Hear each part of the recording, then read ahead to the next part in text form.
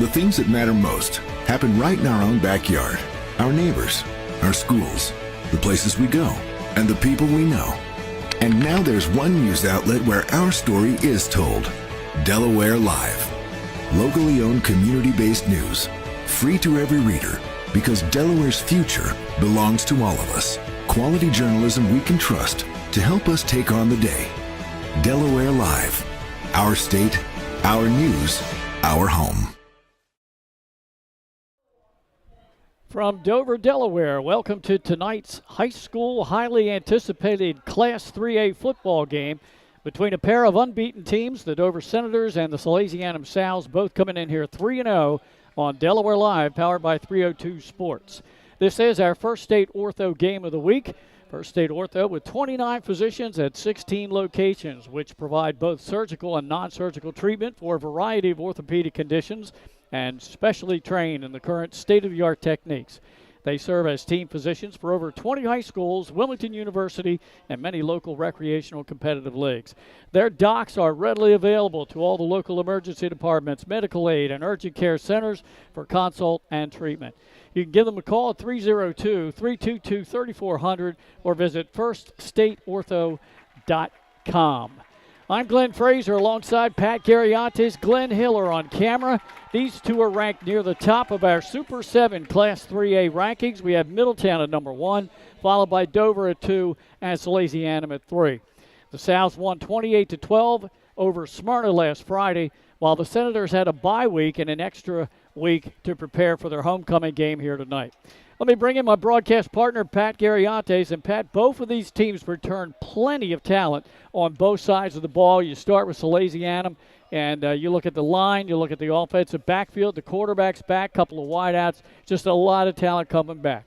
There is, and, you mentioned, a lot of different positions. You see up front, you've got Medico, you got Tiberi, Cam Black, 3 returning starters up front.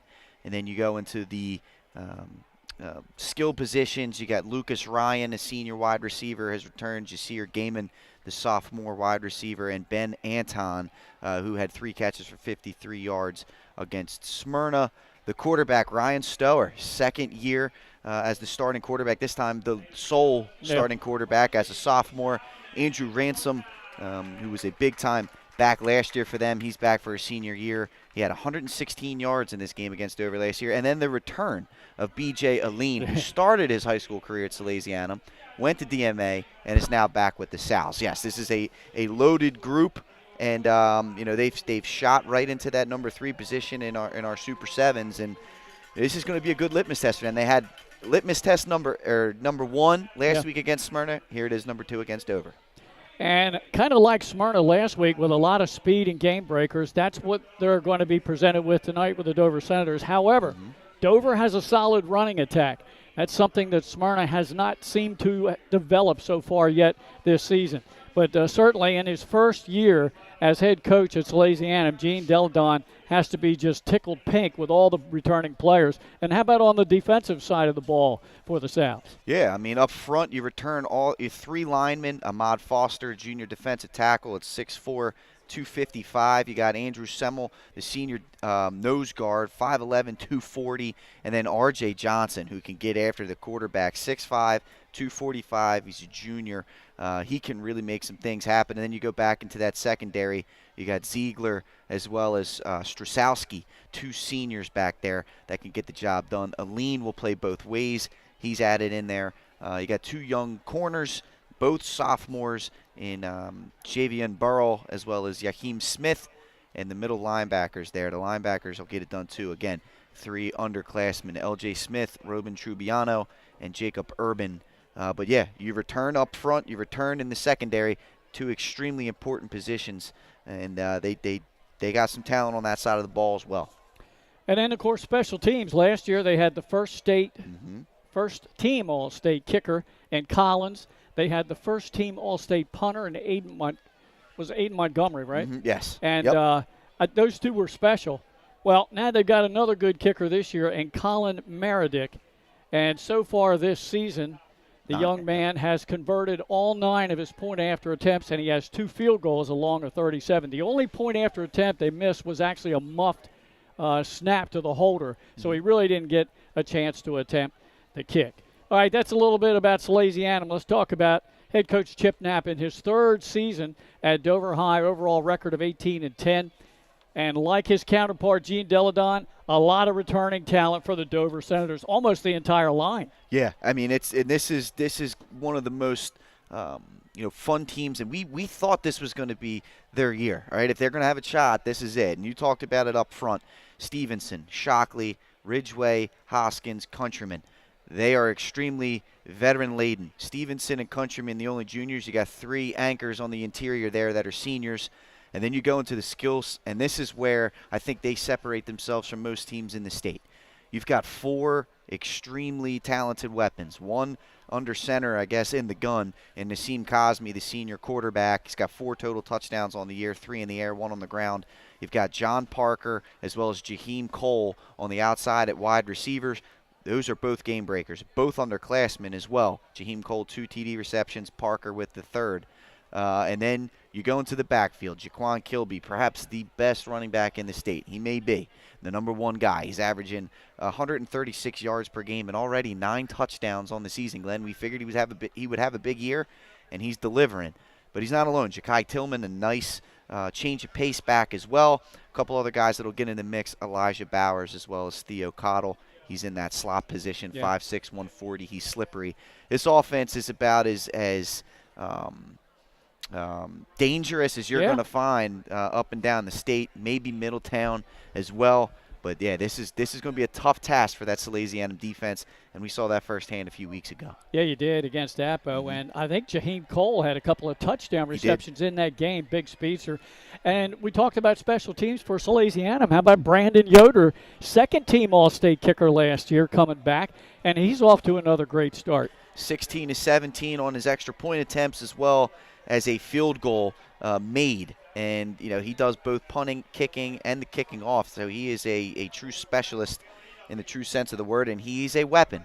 If, you get into a tight game as this season progresses, in a game perhaps tonight against Salesianum will be a true test for Dover. Could be a difference maker, sending Yoder out there if for some reason you get stalled out and you're within, 40 yards. He's more than capable of hitting that with some accuracy.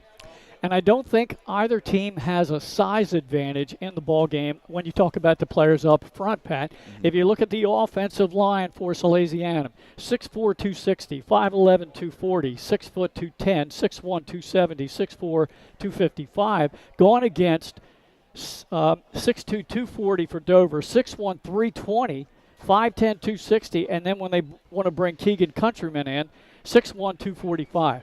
No size advantage for Salesianum trying to block that Dover defensive line. And then conversely for Dover, the offensive line goes 6'2", 260, 6'1", 315, 5'11", 220, 6'2", 345. They are extremely big at the guard position. Yes. And then 6'1", 245 against the 3-down linemen for the Sows. 6'4", 255, 5'11", 240, and 6'5", 245. Now Salesianum goes with 3 safeties and 2 cornerbacks. So they have 5 guys in the secondary and then 3 down linemen, 3 linebackers. A little bit of different alignment. And it's going to be interesting to see how they play against the run tonight. It will be. Do they bring the safeties up and kind of turn that into like a 5-2 almost, bringing those safeties and inverting them almost, or linebackers? Perhaps you see Urban and Smith as stand-up defensive ends. I mean, it'll be interesting to see against a run-heavy offense, but Dover is more than capable. They like those short passing game. Cosme's not really going to light it up deep, but those quick screens to both Cole and Parker are going to be something that Sally's is going to have to keep an eye on for sure. They certainly will. The Dover Senators here on homecoming night have taken the field. They're about ready to run through the banner and the cheerleaders that are lined up in their white helmets and their home blue jerseys and blue pants. Great homecoming crowd here on the Dover side down in front of us. The other side of the field, the Salesianum visitor side, maybe about 25% full, but Mike Lang, who's also here from 302 Sports tonight, and he'll be roaming the sidelines, tells us that he thinks a fair amount of Salesianum fans are also sitting on the home side rather than the visitor side. Dover's last win in this series, we think, was way back in 1988 in a Division I state championship game when they took the title with a 20-13 overtime victory. They have not had a win in this millennium. And they're 0-9 going as far back as 2008. Closest game was last year. A 2-point win for the Sal's, 18-16, and the difference was a Salesianum safety in the fourth quarter. There have been close games. Sally's needed a fourth quarter touchdown to pull out a 22-21 win in 2012. And then, of course, the 2013 D1 state semifinal with the Sal's winning 41-35 in overtime. So there have been some great games in the series. The two teams have played almost continuously since about 2015.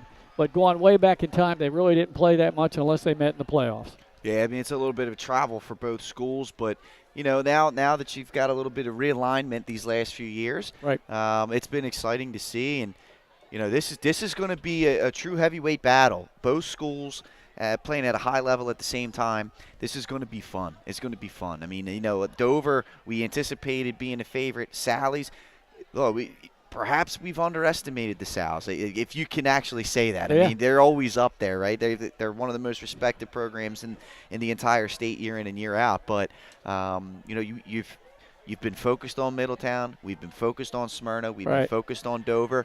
Sal's are off to a great start. Yep. Like I said, they already took down, you know, one of the litmus tests, which was against that Smyrna team, that Smyrna program. This is number 2. Let's see what the Sal's have. Got a little bit of gamesmanship going on down on the field here before before we get going. Yeah. Usually the home team waits until the visiting team has taken the sideline. Now the Sal's waited a long time, and here they come. They break through their banner, led by number 5 for the Sal's, and that's Lucas Ryan. He carries the American flag, and now the Senators come through their banner. Glenn, that's funny. It reminds me of Mike Tyson, Michael Spinks back in the day, where Michael Spinks was the champion, and he wanted to go out into the ring second, but Tyson was like, I don't care if he's got the belt. I'm the champion. And then we know how that ended up. Yeah, right. Maybe we don't. Well, for those at home that don't know, Michael Spinks didn't last 25 seconds in the ring. All right, here's our officiating crew for the night. The head referee, the white hat, Terry Handy. The umpire is Carl Phelps. The linesman is Richard Kirchhoff. The line judge is James Ferguson. The field judge is Al Tennell. And the side judge is Charles Gibbs. And that's the officiating crew here for tonight's ball game. And we got some housekeeping we want to take care of. Last Friday night, you remember, Pat and I called the Apo St. George's game. Came right down to the final drive, close ball game. And in that final drive, the feature running back for St. George's, Cam Montgomery, was hurt. He was injured on the near sideline.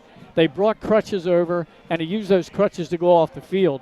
We feared something could be bad because the year before he lost the entire season to an ACL injury. Yeah. And now I talked to head coach John Wilson this week, Pat, and he said, no, he's been confirmed it's just a mild sprain. He might sit out this week's game at William Penn. It will be a game-time decision, but he certainly will be back next week. That's a good sign for him. That's fantastic news. I mean, he's one of the top running backs in the state. And like you said, good feel-good story coming off the ACL, and he has been fantastic for that group early in the season. He's very fun to watch. He runs with aggressiveness, and not too many backs. A lot of guys are kind of finesse. Yeah. Not Cam. He is, you know, I'm gonna bulldoze when I need to. And it's fun to watch him play. He was the leading rusher in the game. He had over 160 yards on the ground. Yeah, he's the real deal. Yeah. Old school type running back. Captains are out at the center of the field being introduced to each other and the game officials. And then we'll have the flip of the coin and see who will receive the opening kickoff. Out there for Dover, Jaquan Kilby, Dan Shockley, and Jason Hoskins. I can't see the 3 Salesianum numbers. Looks like one of them is number 22, and that would be Jacob Ziegler. And is that 52 or 62? I think that might be Andrew Semmel. And the other one to the left of Ziegler. I can't quite make out that number yet. It looks like number maybe 18 or 19. All right, Glenn, let's see what we got here. It is 19 if you're one of the Salesianum over there. Okay, and that would be Hunter Balint. So those are the captains out at the center of the field. And we're about to get the flip of the coin. We'll see. Most teams, if they win the flip, will defer to the second half. And we'll see if that takes place. The official looks at Salesianum. They won the toss, and they're going to defer to second half. Dover will take the ball to start the game. And we have a rather stiff breeze tonight. Earlier in the week, it looked like this might be a lot of rain here tonight, but the rain has held off. It's just going to be cloudy. It's not supposed to rain again until around 11 o'clock tonight. Game will be well over by then. But there is about a 12-mile-an-hour wind. It's good compared to last week. Last week was a blistery mess. It was. All right, Glenn. We're excited. We got football on the way, my friend. Senators will move from our left to our right, getting the opening kickoff. Right now, we're going to step aside for the playing of our national anthem. And we'll be back after that for the opening kickoff for tonight's highly anticipated 3A battle between Salesianum, number 3 in our Super 7, and the home team Dover Senators, ranked number 2. Hi, I'm Scott Kammerer from Solo Concepts. Today we're at Matt's Fish Camp in Fenwick Island, Delaware. Come check us out. Matt's Fish Camp features seafood classics, coastal comfort food, and chef-driven specials that pair perfectly with our large selection of craft ales, curated wine list, and camp cocktails. Matt's offers indoor and outdoor dining and is the perfect place to have dinner with your family, happy hour with friends, or enjoy lunch at the Raw Bar. Matt's Fish Camp in Fenwick Island, Delaware, open 7 days a week year-round. See you soon. Wraps, signs, banners, and promotional items that can help your business stand out from the rest. Looking for an excellent way to convey a professional image?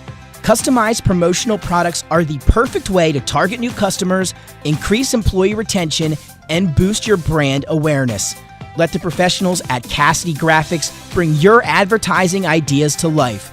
Give them a call today at 302-326-2412. Again, that number is 302-326-2412. Again, Cassidy Graphics brings your advertising ideas to life.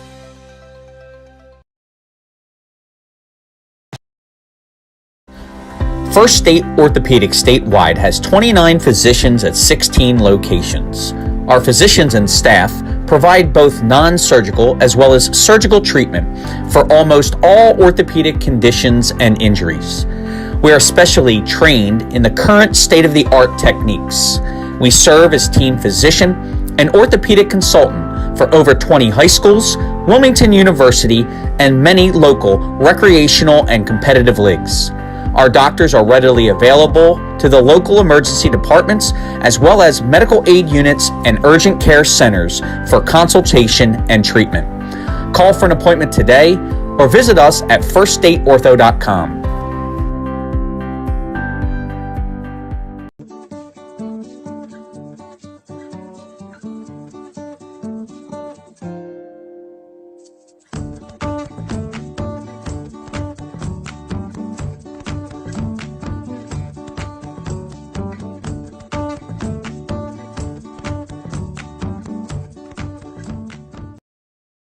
I would always pass by Ferris on Kirkwood Highway, so I knew that they existed. We stopped in the showroom.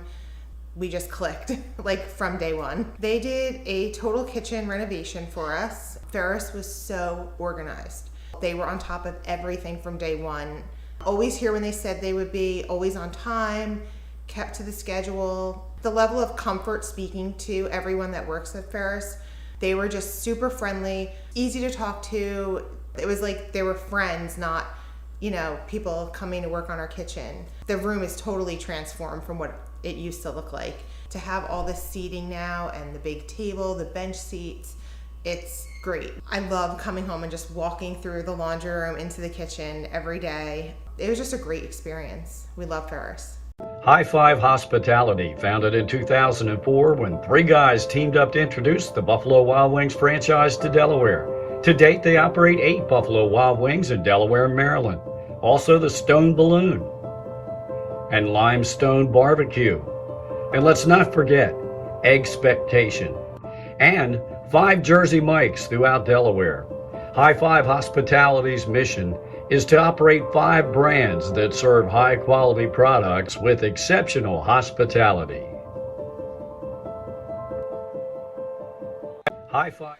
Okay, back here, just about ready to go. Opening kickoff with this Class 3A battle between the home team Dover Senators, once again in the home blue jerseys and pants, white numbers, white helmets, and the Salesianum Sows in their road white jerseys, gold pants, gold helmets. Kicker is Colin Meredith. He'll be kicking off. Back deep for Dover. Middle of the field is Parker. Looks like as well as Darden Jefferson back down there. And I believe Number 10. Yeah, but we don't have And we don't have a 10 on the roster. You gotta love when that happens, Glenn. And they sent me the... Perhaps it's 18. Perhaps it's Jordan Guile. And he's just got it tucked up under the shoulder pad. Sometimes that happens too. All right, we are ready to go. Meredith hits this high end over end. Short kick, running up under it, near sideline. Number 31 runs with it at the 15, tries to get the far edge and does not. Good special teams tackle by the Sows. On the return, it was Tamir Darden Jefferson, the senior. Darden Jefferson dangerous. I like that. A little hang time on the kickoff. Allow the kickoff team to get down there. Good start there for the Sows special teams. And here we go, Glenn. We're getting our first look at this highly explosive Dover offense. Yeah, quarterback is Nassim Cosme. Feature running back is Jaquan Kilby.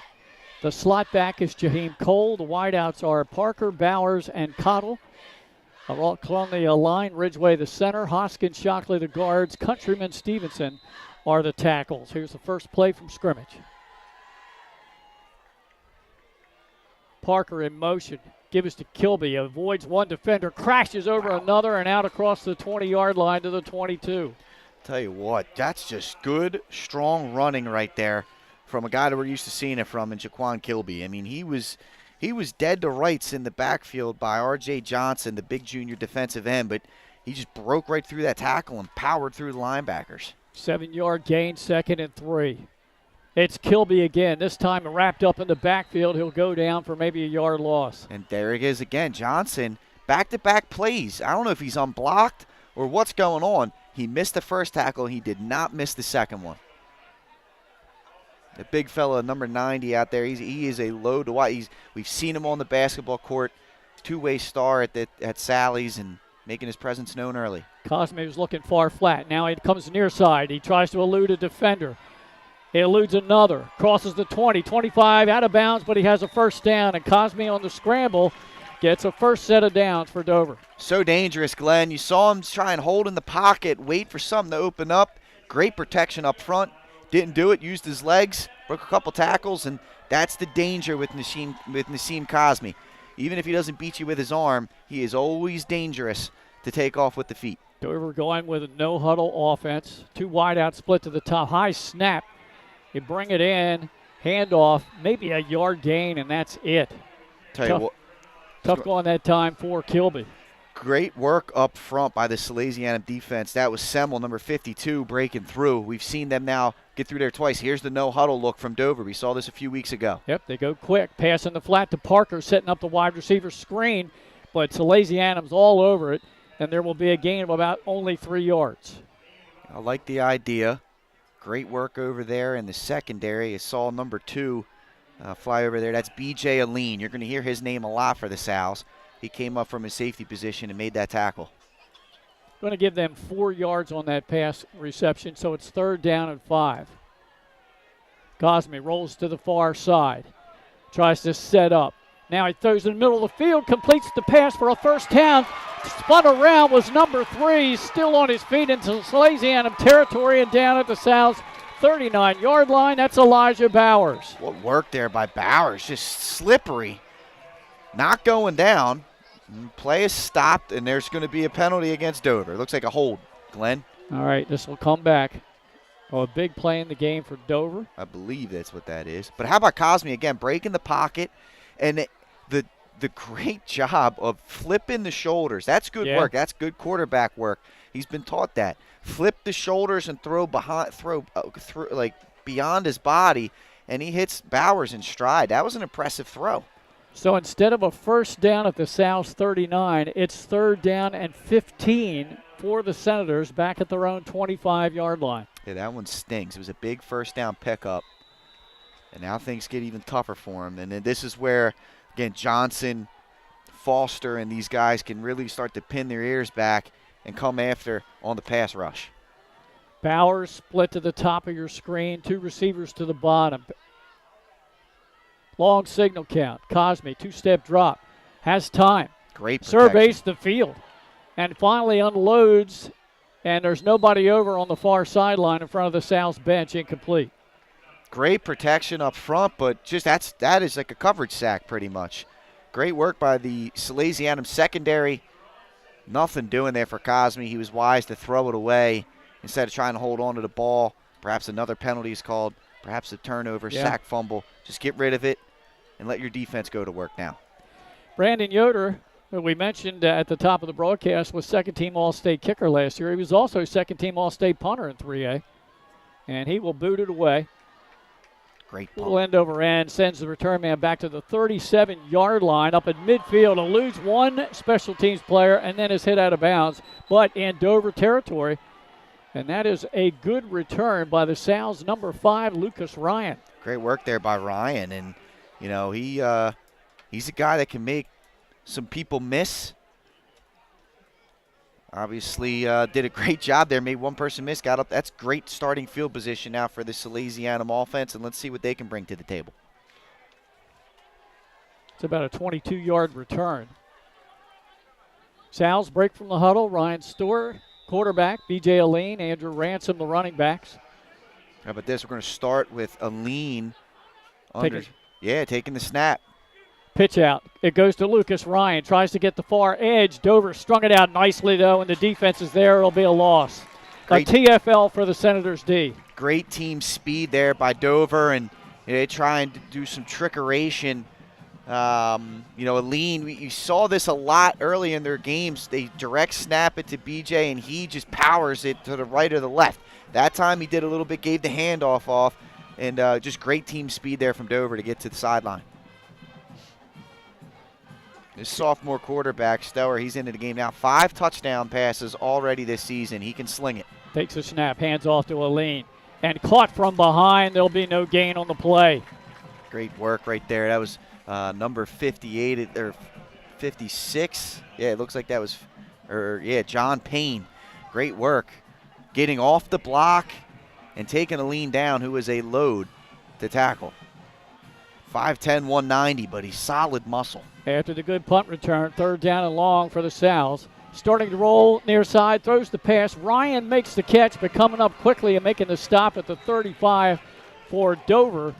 Trying to see who that was defensively. Ja'Kai Tillman. Okay. And you're going to hear his name a lot on the defensive side of the football for Dover. He comes up, he will hit, he will make plays in the secondary. He's a great return man as well. And that is a just beautiful form tackle in the open field. And it'll bring up 4th down for the Sal's. Yep, 4th down and 9, just inside the Dover 35-yard line.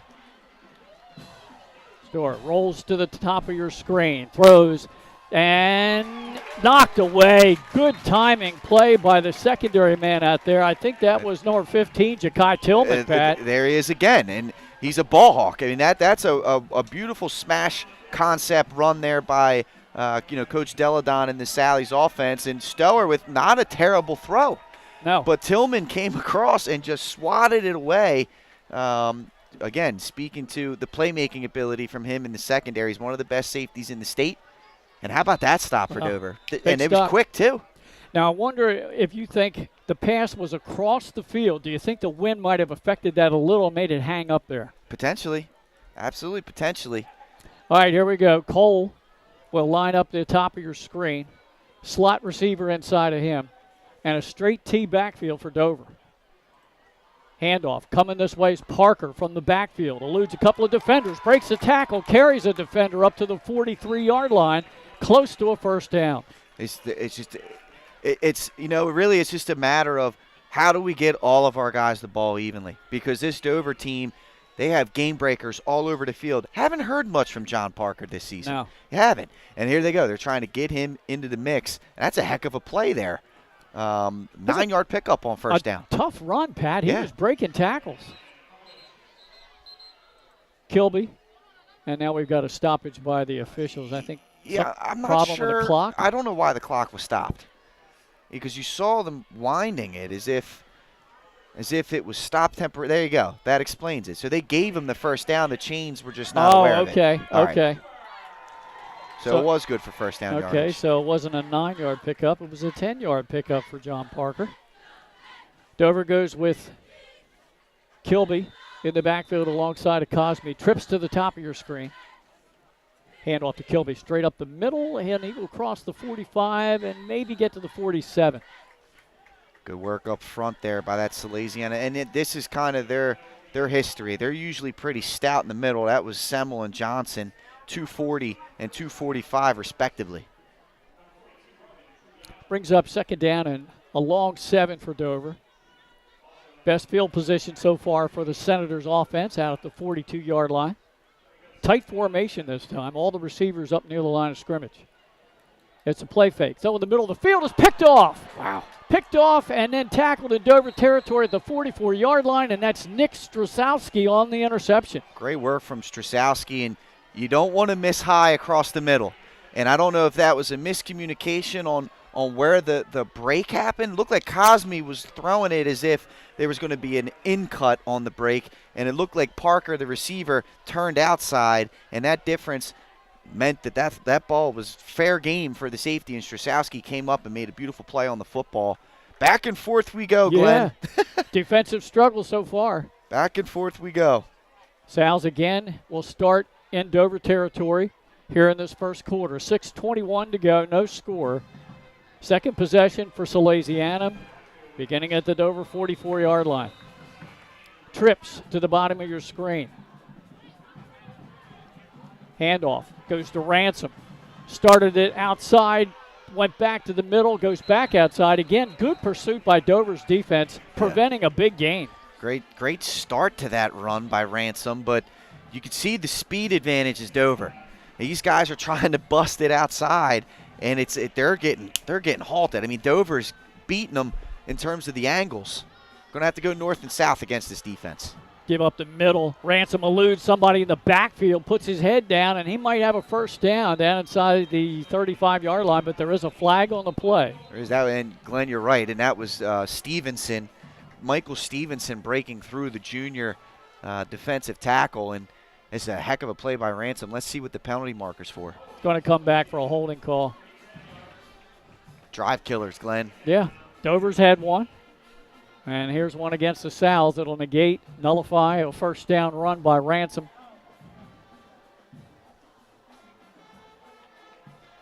And they still haven't walked off the penalty yardage. It's one of the new rules this year the NFHS instituted. Anything behind the line of scrimmage comes back to the line of scrimmage and is stepped off from there. This one was downfield. So it's second down and 10 after the penalty. Back to pass, Screen. pump fake, throws far side screen. Oh, what a stick! Who was that? Looked like that was number 7, Glenn, Rashid Branch Calhoun. Wow. What a stick is right. He sniffed the screen out right off the jump, and he just beelined in there. What a hit. So the pass is complete for a 3-yard loss. That might be the biggest hit of the ball game. Third down and long. Pass middle of the field, complete to Lucas Ryan, but a good one-on-one tackle is made, preventing him from getting the first down, and that's Tillman again. Yeah, he is about as good as it gets back in that third level. So hard open field tackling, but Tillman, between that and the ball hawking skills, he's just a complete player in that secondary. They got it to their guy, the possession receiver, and Ryan, and usually he's making men miss, but not Tillman, and that forces the punt. That's a big-time tackle. Sebastian Hess is back to punt. This time the Sal's will. Wow. They got Dover to jump, I think, and if so, that'll be a first down. It should be. It should be. And it is offside against Dover. Hard count and a big mistake by the Dover special teams. That is brutal. And you know that this Dover staff not going to be happy about that. You do not want to be giving this Salesianum team free first downs. And now they're slow getting onto the field. They better get positioned. Sally's is ready to go. Yeah. Store in the gun. Hands off to Aline. Stiff arms one defender, but can't get away from the second one. And coming in there making the stop, number 4, outside linebacker, Amir Byram. Byram, wonderful job. And I'm impressed by the tackling from Dover so far in this game, Glenn. There are no broken tackles right now for the Salesiana bunch. They are taking legs out and beating them to the spot. Back to pass. Has time. Throws downfield, but over the head of the intended receiver, Ryan, and incomplete. Yeah, not much doing there. Great coverage. That was Tillman as well as Darden Jefferson, 2 of the best in the state. And that was going to be tough sledding for Ryan there. Stower did the right thing. He just overshot everybody. Let's get the third. Let's settle in on third down. Third down and long at what has turned out to be so far a defensive battle here at Dover High. Aline gets the ball, slashes right up the middle of the field, but he's gang tackled, and he's going to bring up a 4th down and about 8.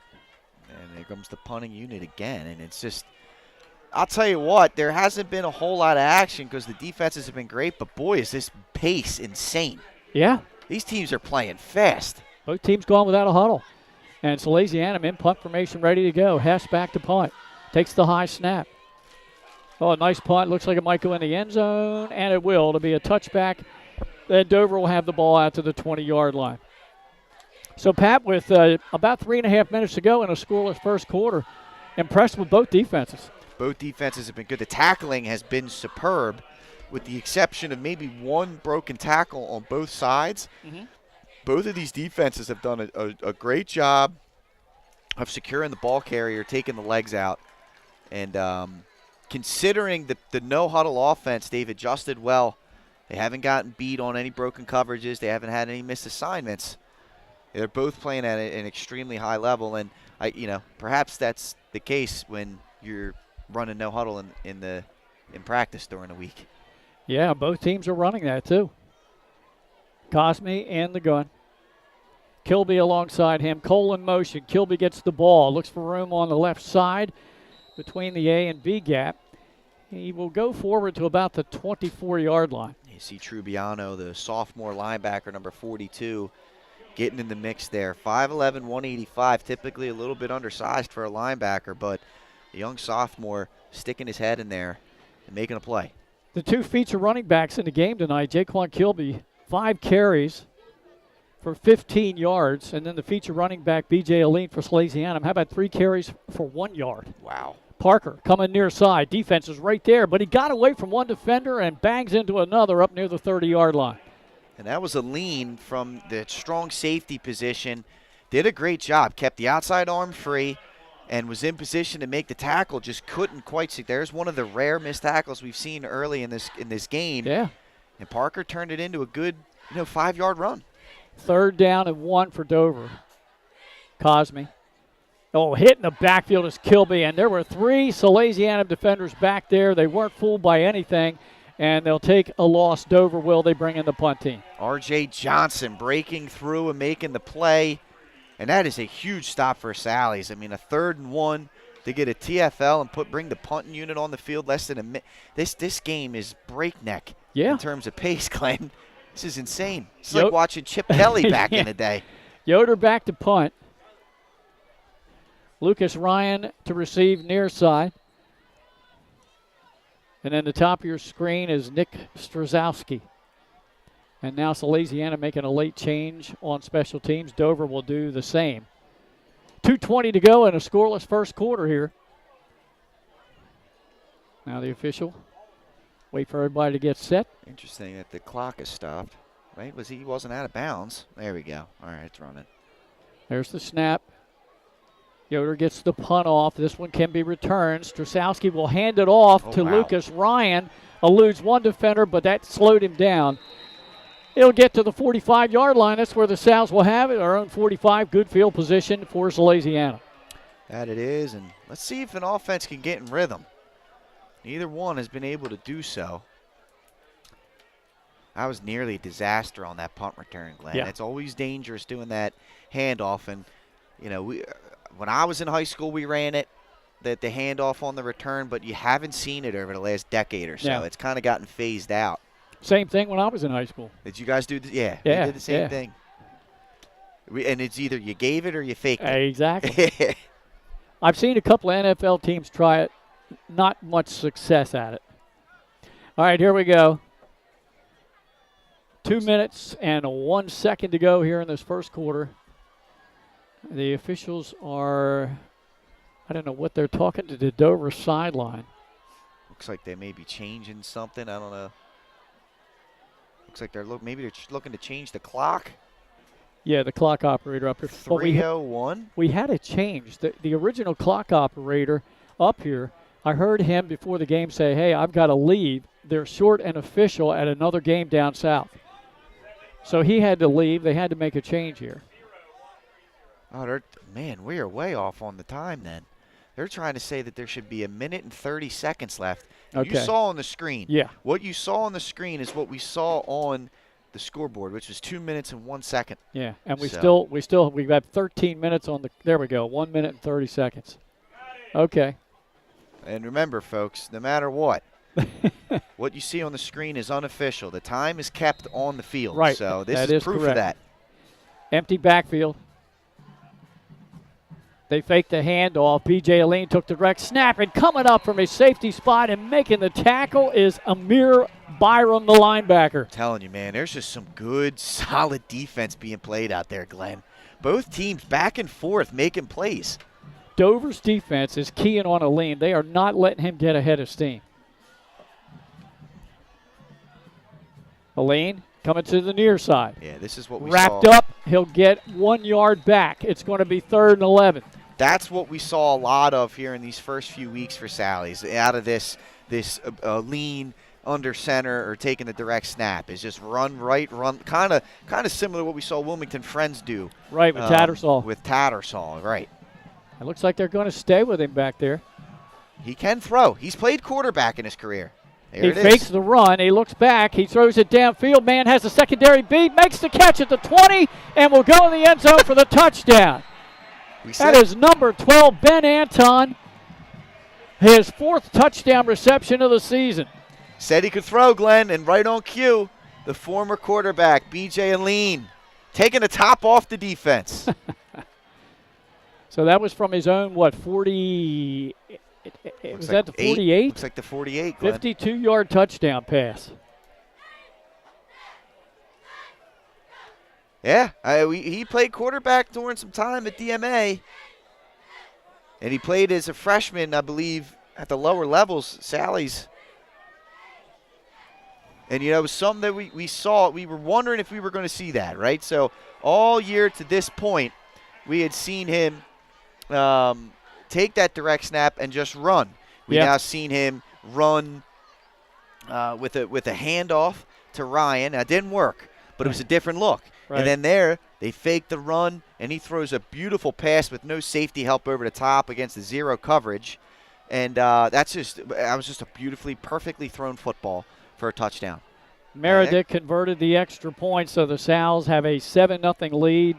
Barely a half a minute to go in this first quarter. Keeping it right here because we're going to take a break at the end of the quarter. Mm-hmm. So we'll get the kickoff and see what Dover can do with about 30 seconds to go in this first period. It's a good start there for the Sals in what has been a defensive battle. Yeah. They took advantage of a look there and, you know, cover zero with no safety help. Yeah, and You Anton take those got those deep. chances. That little fake, it was almost like a Tim Tebow play, which It he was. used to run down at the goal line. Right. You fake that run up the middle and then step back and unload it. There's the kick by Meredith. Parker will take it on the run at the 10, up to the 20, and then sidesteps down the sideline in front of his Dover teammates and will go out of bounds, I believe, just over the 30-yard line. That was Meredith coming up to make a hit. Look at the kicker getting involved. For the brand. Glenn. Wow. For the brand. And that time the clock kept running after he got out of bounds and finally stopped. So I think there should be a little bit more time left, but we'll see. I mean, I stopped it at 24 when I heard the That's whistle. probably about right.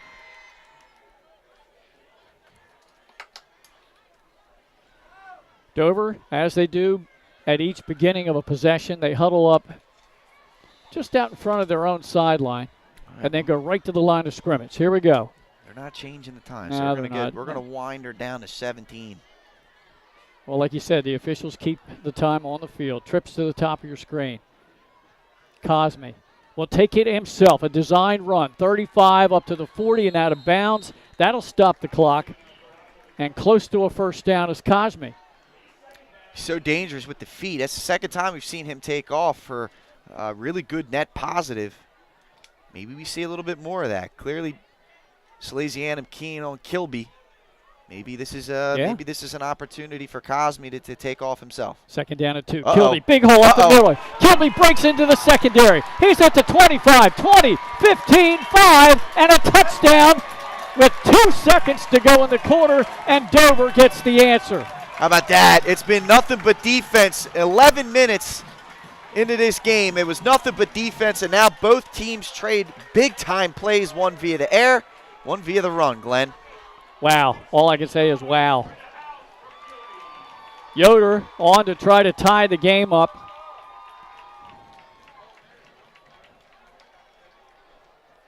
Heck of a football player, Jaquan Kilby.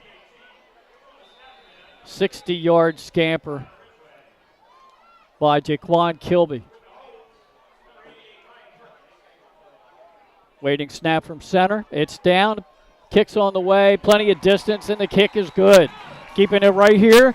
End of the quarter's coming up. There go the fireworks here at Dover High on homecoming night, and we're all tied at 7, buddy. It's fun, man. You know, we just talked about how clearly the Salesianum defense was keying on Jaquan Kilby, and you know, while he was averaging about 3 yards a carry, he just had not been able to find anything. And Cosme breaks off an 8-yard run on first down, keeps it off the veer option, kept it, went for 8 yards. They go right back to it, and he gives it, and perhaps the 8-yard gain on the first down held the Salesianum defense maybe on their heels just enough for Kilby to find a hole, and once he got into the secondary, there was no catching him. No catching him. Well, like Pat just described moments ago, it was a defensive struggle for the entire first quarter and almost the entire second quarter. And then a nice little fake by B.J. Aline to get Anton loose in the secondary for a 52-yard touchdown play. And Dover comes right back. They get the kickoff with about 24 seconds to go. A 10-yard run by the quarterback Cosme, and then it was Mr. Kilby. He broke a couple of tackles, got to the center of the field, got to the second and third level, and he was gone. Yoder's kick. Low, spiraling kick taken by an up back at the 28, up to the 35, to the 40, 45, midfield, and finally into Dover territory and down at the 45. And on the return, it was number 15 for the Sal's, and that is Noah Mix, and that should take us to the end of the first quarter. Just waiting for the official, and it is. 1 quarter in the books here, number 2 against number 3, and we're all tied at 7 here on Delaware Live, powered by 302 Sports.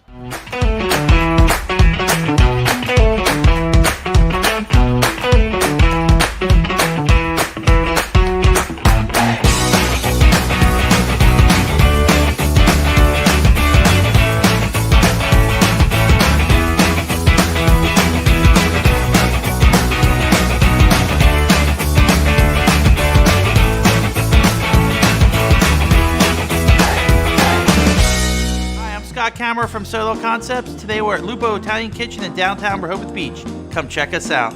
Located inside the Hotel Rehoboth, Lupo serves coastal Italian cuisine with fresh pasta made in-house daily. Lupo features plenty of unique craft cocktails and an extensive award-winning all-Italian wine list. Popular dishes include lobster bucatini, veal meatballs, grilled swordfish, and eggplant parmesan.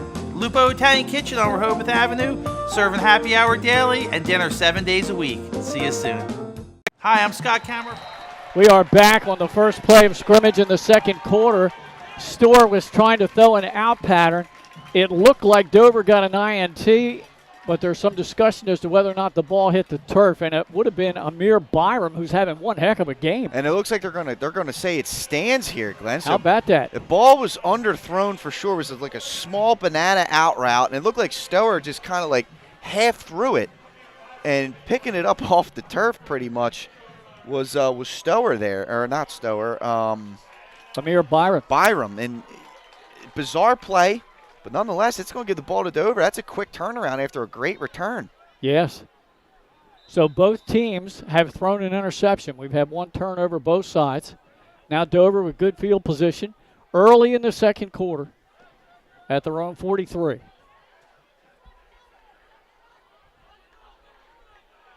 Cosme.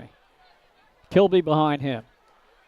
Pulls it away from Kilby. Takes it himself. Good juke move. Goes down the sideline. And he gets about 8-9 yards a pop. That's going to be big, right? And this happened the last drive. If you're going to play that two-man game, Cosme's got to make the right read. Right now, Salesianum's selling out to stop 21. Cosme's going to get those 7-8 yard opportunities. If he continues to take them, it's going to open up at least a little bit of more room for Kilby to break it like he did on the last drive. Cosme back to pass. Throws far flat, completes the pass, and then out of bounds, and then the official goes down. So let's see if that actually is a completed pass. Well, if it is, he caught that ball with forward progress beyond the first down marker. Right, that was Elijah Bowers on the reception. Heck of a throw. And it will be enough for a first down. It looked like it got about 3 yards. Not the way they teach him mechanically through that flat-footed, but he got it there. Yep. First down. How about Cosme? He's carried the ball 3 times, Pat, for 8 yards, 8 yards, 8 yards. Yeah. Kilby up the middle, and he breaks into the secondary again. He fakes left, goes right, and he goes all the way down to the Sal's 21-yard line. And, you know, the threat of Cosme running is holding that Salesianum defense for that split second and is allowing Kilby to get into the second level. And Dover goes before the chain gang is set. Kilby breaks out of the pile again, and he's down close to the goal line. 2 touchdown-saving tackles in a row from Nick Strasowski, single-handedly trying to keep Dover out of the end zone. There's no huddle. They're relentless, though, Senators. Kilby is really getting a great block up front. He gets the ball again, but a blitzer comes in and stops him in the backfield for a loss at the 5. L.J. Smith, number 9, the junior linebacker, unblocked off the edge. Huge tackle for loss down there. They were right on the 1. Yeah. So 3 consecutive runs for Kilby netted 60 yards and a touchdown, 23 yards and 22 yards before that 4-yard loss. Now what does Dover dial up? 2nd and goal back at the 5. And they're taking their time. Looks like they're an earthquake. Going to it, yeah. Smyrna's earthquake formation. Kilby runs behind the offense, and he powers into the end zone for a touchdown. What an answer. What a response. Off the turnover, Glenn. Yeah. They go right back to what's working for them. That veer option, Cosme for 8, and then right back to Kilby. They figured something out here against this Sally's defense these last few drives. Yoder on to try to make it a 14-7 Dover lead. Kilby's potentially in some pain. Comes really? To the sideline, yeah. Keep an eye on that one. Ryan Perkins is the holder. A line drive kick is through the uprights and is good. Timeout on the field. Fireworks here on homecoming night with Dover scoring a touchdown. It's the number 2 Senators 14 to number 3 Sal's 7. We'll be back in 30 seconds. Welcome to Surf Bagel. Surf Bagel has served the community in Delaware for over 20 years, providing fresh, hot bagels, breakfast sandwiches, lunch sandwiches, wraps, salads, local coffee and smoothies, and our iconic merch. Welcome to Surf Bagel. We're stoked to serve you. Welcome to Surf Bagel.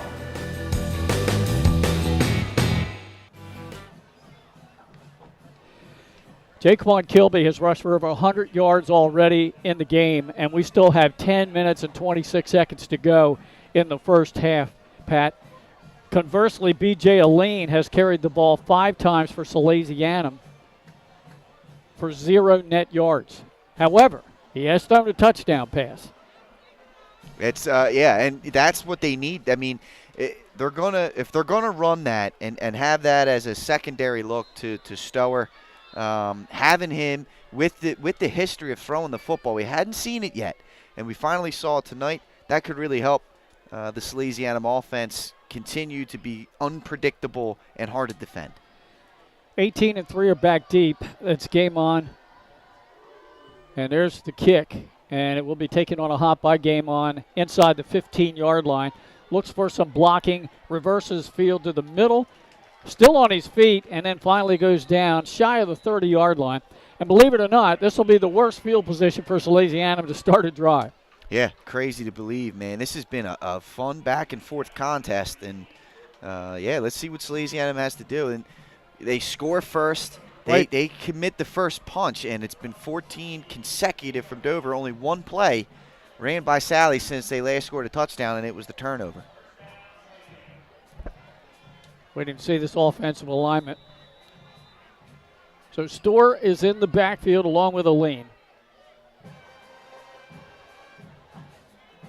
Pitch out, running a sweep to the near side. Two Dover defenders make Aline change his direction, and he goes down for a loss of a yard. Well, it looked like it was going to be a crackback type of play, and Salesianum looked like they just blocked themselves, and they didn't block the Dover defender. I mean, just wonderful job there by Dover. No one blocked those two defenders. Nowhere for Aline to go.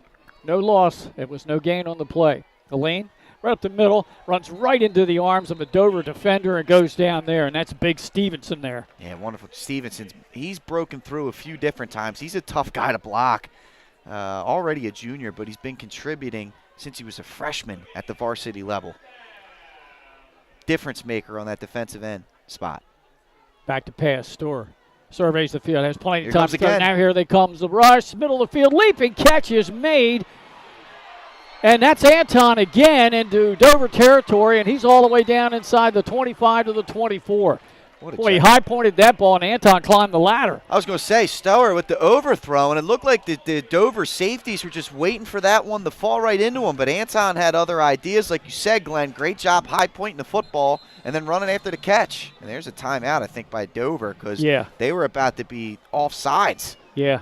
Sally's was up to the line of scrimmage, just like Dover did on that quick play on their last drive when Kilby went all the way to the 1-yard line. Salesianum was up there and ready to go. Big gain there of 38 yards. So the big plays for Salesianum have come through the air. A 38-yarder there and a 52-yard touchdown pass to Anton from Aline. Yeah, it's a beautiful throw. And then they rushed to the line, like you said, and slow getting back was Dover on the defensive side, and they had to burn a timeout there or it was going to be a free play pretty much for Salesianum there. Good answer from Sally's. Yeah. After giving up the back-to-back scores. Two receivers to the top of your screen, one to the bottom. Storr looks at the official, has Aline to his right, gives the ball to Aline. This time he got some positive yardage as he dives down just shy of the Dover 30. Yeah, I'll tell you what, Byram's having himself a game. Yet again comes up and makes the tackle. But he has been all over the field for Dover tonight.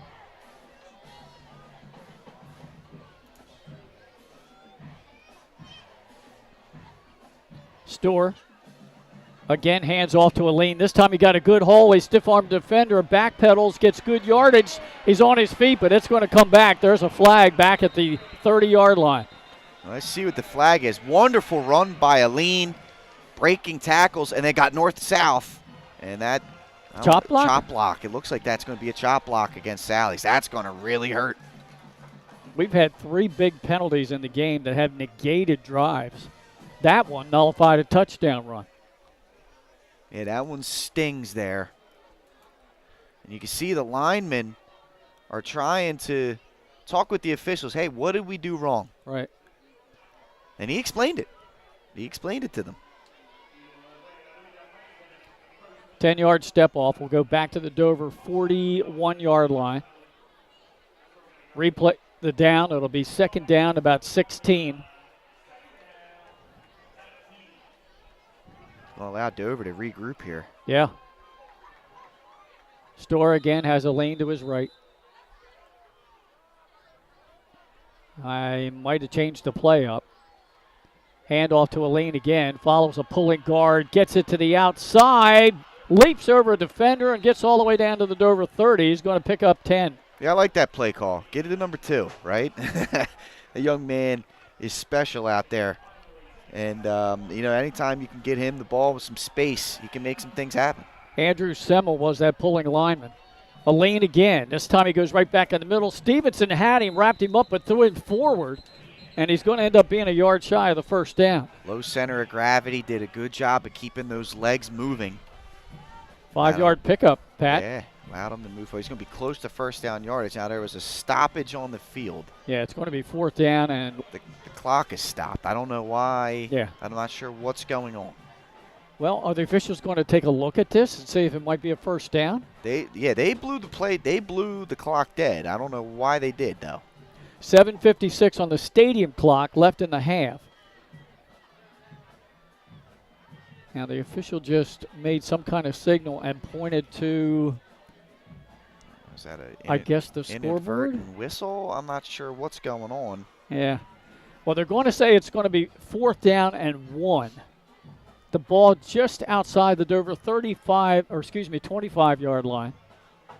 You see Coach Deladon trying to explain. Now, all this time, I don't think the play clock is running. No. And now here's the white hat who come out again to the center of the field. Inadvertent whistle, maybe? I don't know what that is. Yeah. Now they're saying it's 3rd down. Well, how about that? Huh. So 3rd and 1. It's the Wild West out here, folks. Yep, less than a yard. I would think Aline will get it again. No, it's Ransom. Ransom runs strong right into the arms of Stevenson, who slowed him down, but he will get the first down. And that's where Ransom's good. North-south. He's not the guy that's going to be running east and west on you. He's going to run smash-mouth football to pick up the first down, those short yardage gains, and he did his job. There's premature movement that time. I think the entire offense moved before the snap for Salesianum. That'll be a 5-yarder. First down of 15. About 7.5 minutes to go in the first half. Dover on top 14-7 on a pair of Jaquan Kilby touchdown runs. First and 15 back at the 28-yard line. Store gives it right into the belly of Aline, who bounces it outside, stiff arms a defender. We've got a flag down. Yeah, it looks like there was some jersey grabbing there. That's what allowed Ransom to get outside. Was the hold on the defensive end. You're right, it was Ransom, not Aline. Because here comes Aline onto the field now. Well, it was 1st and 15. With this penalty, it's going to be 1st and about 25. Yeah, this one's going to hurt for the Sows.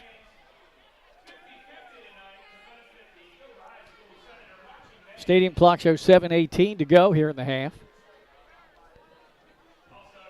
Next week, Salesianum will take on St. George's. It'll be their first district game.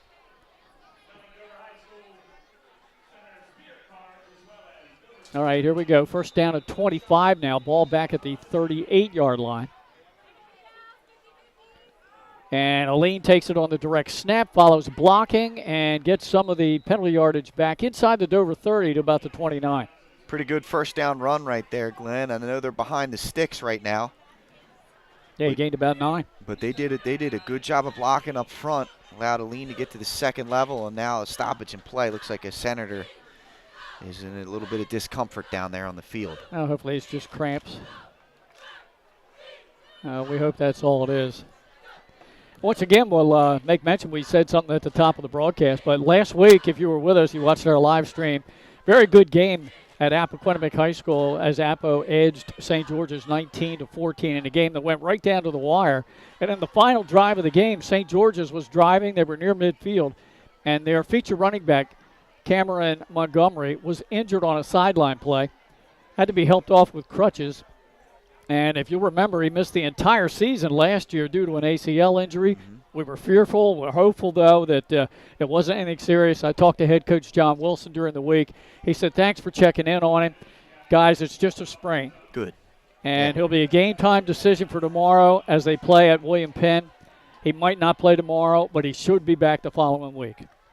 That's great. Like we said during the pregame, and that's great news. He's backed up pass and ripped around and thrown down, and that's the junior Stevenson with a big play for Dover. This young man is causing havoc on the field, Glenn. I mean, that's the third or fourth time he's come up with a tackle for loss here in the first half. And Aleem was back to pass. He was. He was definitely rolling out to throw the football. You're exactly right.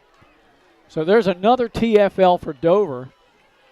That loss from the 38 back to the 40, or back to the 38 rather. That's a loss of 8. I was going to say, that just negated the run. Yep. Storr throws far flat, completes the pass, but well shy of the first down at the Dover 29-yard line. It's 5-on-5 crime right there. Cosme taking down Ryan, and like you said, 4th and long now, and a decision for the Sows. Do they go for it or do they punt? Looks like the offense is on the field. Yep, they're going to go for it. 4th down and about 18.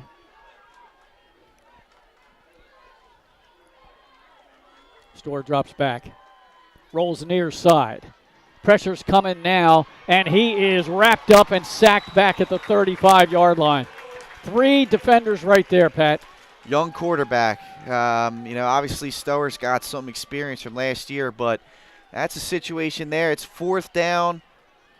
Throw it up. Just throw it up. You're rolling out. You know you got no blocking, and you got 3 guys coming at you. You got a few receivers down the field. An interception's as good as a punt. Right. Doesn't hurt you there. Let your guys have a chance to make the play. Last thing you want to do is take a sack on a slow-developing play like that, but he'll get coached up on the sidelines on that one for sure. All right, now this is a key drive for the Salesianum defense because the last 2 times Dover's offense has been on the field, they've scored a touchdown. Senators break from the sideline huddle. It's been that veer option, Glenn. Yeah. It's been the read veer. Now, Kilby came off the sideline, was a little banged up last possession. He's still on the sideline, so this is Ja'Kai Tillman in at tailback right now. As you can see, Jaquan over here on the bench, helmet off. Hope everything is okay. Obviously can't speculate. Yep, Tillman straight ahead. Might have gotten a yard. Be second. Maybe we're going to give him 2. 2nd down and 8. And Ja'Kai, obviously a defensive playmaker. Just an all-around athlete. We said that he may get some carries in this game, even if Kilby just needed a break. Yeah. And he's more than capable as a backup senior running back. And Kilby plays on both sides of the ball. Yes. Helmets off. I don't see any trainer or anybody talking to him. Maybe it's the kind of thing that they'll just go into the locker room and evaluate him. Back to pass. Rolls near side. Cosme will not get away from a defender, and he's going to be sacked back at the 32. Cosme just committed the same sin that Stower did on the 4th down play. He rolls out here to the left, and there's nobody open, and he's got a free defender coming at him. Just throw that, especially when you're flat-footed and you're not getting a full head of steam to where you can make a juke, just throw that football away to the sideline. You have receivers working to the sideline on the scramble drill. Just throw that one away. Don't take the sack. Save the yardage there. Getting the sack that time, number 40 for Salesianum, John Casal. Great work there from Casal. Cole split to the top of your screen. Cole's in the slot. Bowers at the top. Haven't heard from Cole, and he's a playmaker. Throwing the home run ball, looking for Parker, just letting him try to outrun the secondary, but even if it would have been caught, I think it would have been out of bounds. Yeah, Cosme just gripped it and ripped it, and again, what's the worst thing that can happen? And it's almost like a punt if it's an interception. So frustrating for the offense, yes, but not the worst thing. Try and flip the field here. You get a good punt here from Yoder. Let your defense, who's been hot, get back out on the field. Not quite sure why the clock is moving on an incomplete pass, but it is here. Yoder back to punt. Should be about 4:08 left. High snap. He gets it easy. No rush. Nice high spiraling punt. Plenty of hang time. Fair catch called for inside their own 30-yard line by Lucas Ryan, and that's where the Sows will have it with about 4 minutes to go in a half. You just flip the field. I mean, you go from the 30 to the inside the 30. That's why he's a front runner right now for first team All-State. Obviously, he was second-team All-State last season. Yep. He was second team to Salesianum, special team players. Yeah. And both of those young men are at the University of Delaware right now, right. with the Blue Hens. Yeah, I hope they do well. They surely did in their high school careers. All right, what can the Sals do? And how much time is really left in the half? Pitch out. Oh, fumble. And picking it up, finally falling on it. It'll be a loss on the play, but Aline gathers it back and avoids a disaster there. Very rarely do you see that. Very rarely do you see that from B.J. Aline, and he did the right thing. Just fall on the football. Lucky for the Sals, not a big-time loss. Store, handoff Aline, little counter play, and he runs right into a defender for Dover. Let's see, that's Byron again. Amir Byram, the senior outside linebacker, having a night. Yeah, heck of a first half from Byram. He's all over the field, Glenn. Tackles, he had the interception, which, helped Dover take the lead. That one for a TFL. Yeah, all around great first half. 3rd and 11. Store rolls near side. Throws sideline pattern, and just a little bit too high for Lucas Ryan. Defending there for Dover was Nemo Williams. It would have been close to first down yardage, but a little high, and Ryan couldn't go up and get that one. And now a quick punt. So quick turnaround, and what'll be interesting to see is 21 going to be back on the field here for this upcoming drive. Let's keep an eye down there on the Dover sideline. Yeah, I'm hopefully nothing serious for Dover. I see him down here right by the I see him too, yep. Right by the water cooler. The Gatorade cooler. Helmet is off. Timeout Salesianum. Yep. Sals will call one. We'll keep it right here. 2:49 on the stadium clock left in a thrilling first half. 14-7 Dover on top.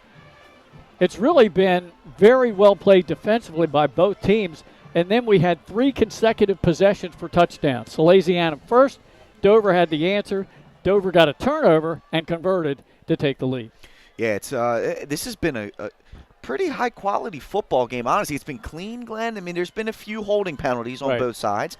But, great tackling from both teams so far for the most part. And game-breaking plays. You saw Aline on the throw. You saw Kilby on the runs. Yeah. It's been a fun one so far here tonight. Sebastian Hess back in punt formation. He gets off a nice hang time. Wow. No fair catch called for. That's Parker trying to go laterally, and he will not get anywhere. He's going to catch it outside the 30 and then lose a couple of yards. That was Mix, number 15. He was the up man. Had a pretty good return earlier in the day. That is a tough open field tackle against a very slippery John Parker. And that's just a heck of a job right there from the junior linebacker Mix. According to the stadium scoreboard, both teams have 2 timeouts remaining. I don't think that. I think Salesianum has burned 2. Okay. Dover has burned 1. All right. So Dover should have 2. We think Salesianum only has 1 remaining. Dover breaks from the huddle. We still see Ja'Kai Tillman as the feature running back.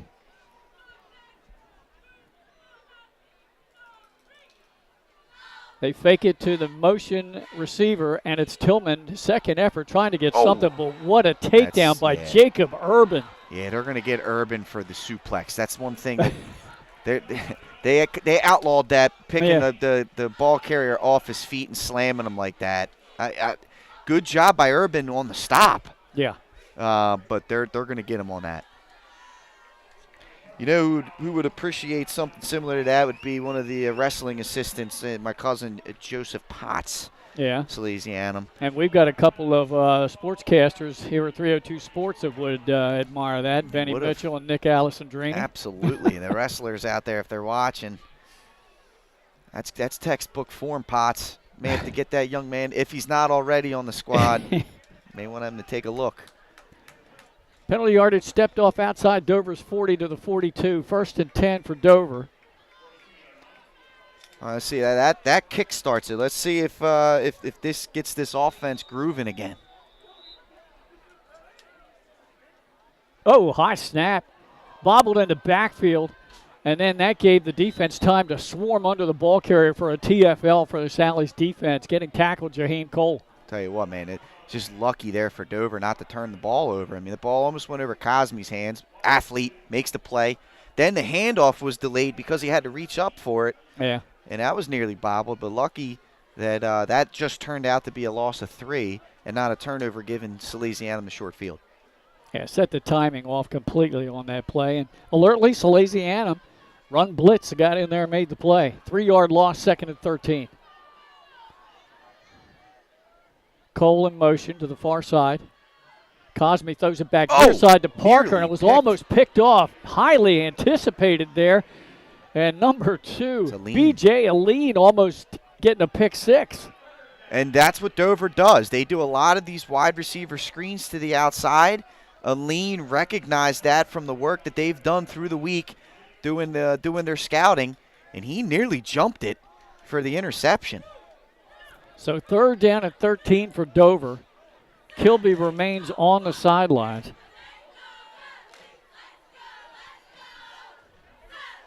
According to the stadium clock, about a minute and a half to go here in this first half. Blitz is coming. Cosme steps up away from it, but alertly a defender comes back and gets him and doesn't allow him to get a big gain, and that's number 3 on the stop, Nick Strasowski. Strasowski's been really good for the Sows, man. He's made a couple of nice tackles here tonight. And the interception. That's a big-time tackle right there, because if he doesn't make it, Cosme's probably marching for a first down. Salesianum calls a timeout, trying to conserve some of the clock. Dover in an apparent punt situation here with 4th and long. Yoder hit a really big one last time. I think it's going to be Salesianum's final timeout. Yeah, again on the stadium clock, they show them with 1 left. But that's kept officially on the field, as is the official time. Boy, what a ball game here tonight. We had a thriller last week that came right down to the final drive. Will we repeat that again in this ball game tonight? Well, first half has been, we had a 13-7 game last week at half. Yeah, and then things just started unfolding in the third quarter. But it's just been a competitive ball game, Glenn, and right now the difference is the turnover battle. I mean, Salesiano has a turnover on downs and then the interception. Yeah, and that plus the fact that Kilby went out. Right, and that's been the thing that's hurt Dover so far in terms of trying to build off of their lead. High snap, Yoder gets it, no rush. Spiraling punt, far side of the field, will be taken on the run at the 24-yard line. Up the far sideline. That's Strasowski again. Strasowski into Dover territory all the way down to the 34-yard line. Great return. He's been good, man. I mean, we've heard Amir Byram's name quite a bit in this one, and on the other side, Strasowski's been phenomenal. Great special teams player. Yeah, he has, and defensively he's made plays, and that's a great return right there to set up Sally's with a short field with only $1:10 left to go in the half. That's exactly what they needed. All right, Salesianum right up to the line of scrimmage. Storer in the backfield to his right, Aline. They got to wait. They got to get that football off the field. There they go.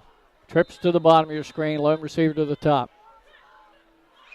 Storer rolls near side, sets up, throws in the flat. Wide open is Lucas. And he will go down inside the Dover 25, down to the 23-yard line. Lucas Ryan, the senior.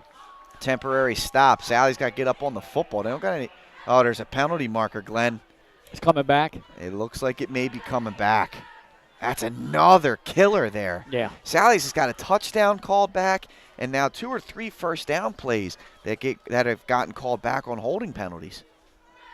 So that will nullify the first down reception. That stings right there. That stings. It's a break for Dover.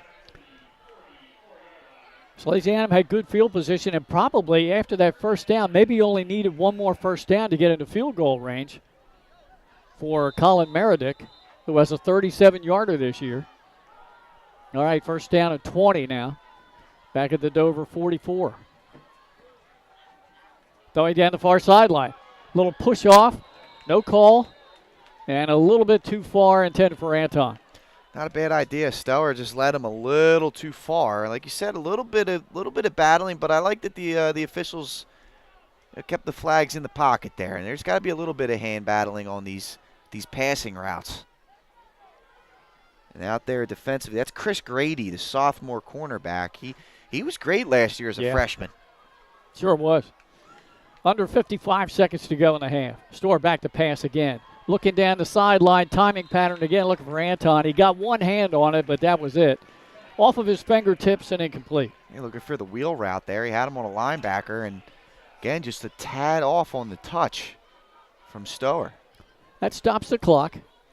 Brings up 3rd down and 20. One thing Dover's defense has been successful, taking away the running attack of B.J. Aline. The best running play he had was that touchdown run that came back for a penalty. Yep. Rolling near side. Throws near flat. Completes it. Down to the 35 and out of bounds. That's Balint. And it's all in where he stepped out. It's going to be inside the 35 or the 33, but it's going to be 4th down and about 8. Yeah, a little bit out of the range for a field goal attempt here. The Sal's are going to look to get a 1st down and maybe get up, spike the football. We'll see. Okay. We'll see.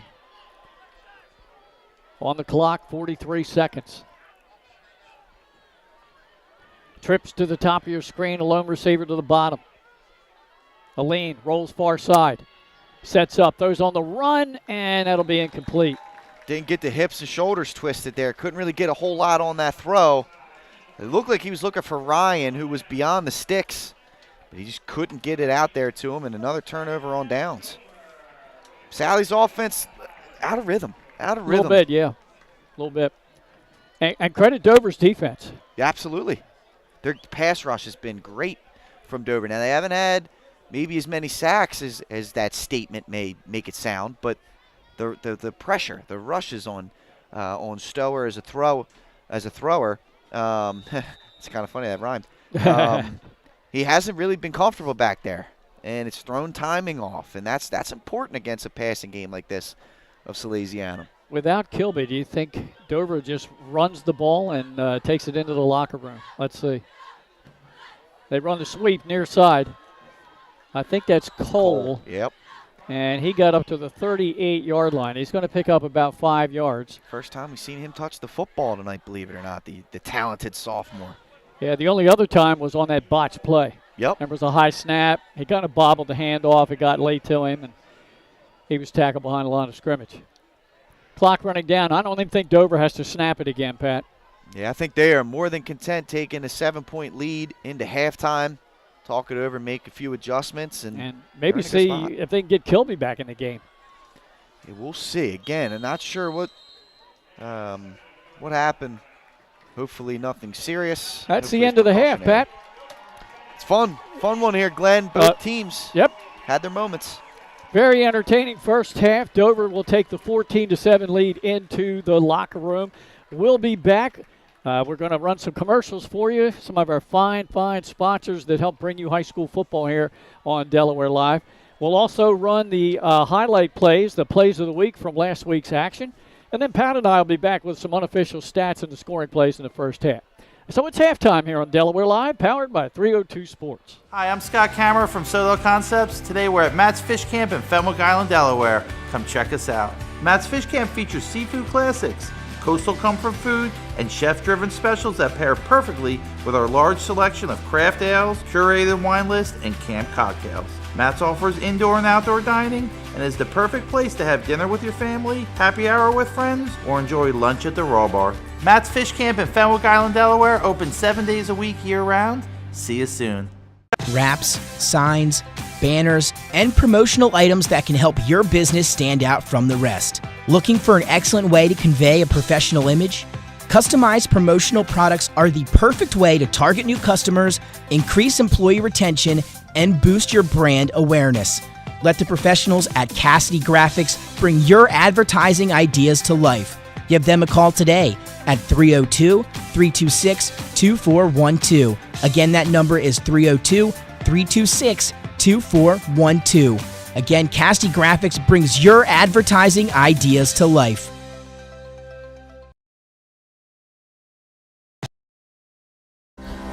First State Orthopedic statewide has 29 physicians at 16 locations. Our physicians and staff provide both non-surgical as well as surgical treatment for almost all orthopedic conditions and injuries. We are specially trained in the current state-of-the-art techniques. We serve as team physician and orthopedic consultant for over 20 high schools, Wilmington University, and many local recreational and competitive leagues. Our doctors are readily available to the local emergency departments as well as medical aid units and urgent care centers for consultation and treatment. Call for an appointment today or visit us at firststateortho.com.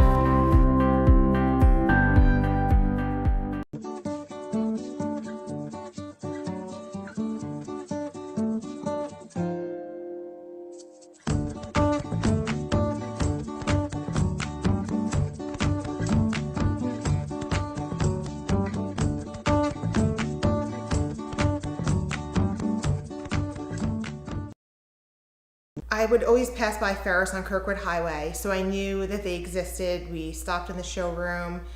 We just clicked, like from day one. They did a total kitchen renovation for us. Ferris was so organized. They were on top of everything from day one.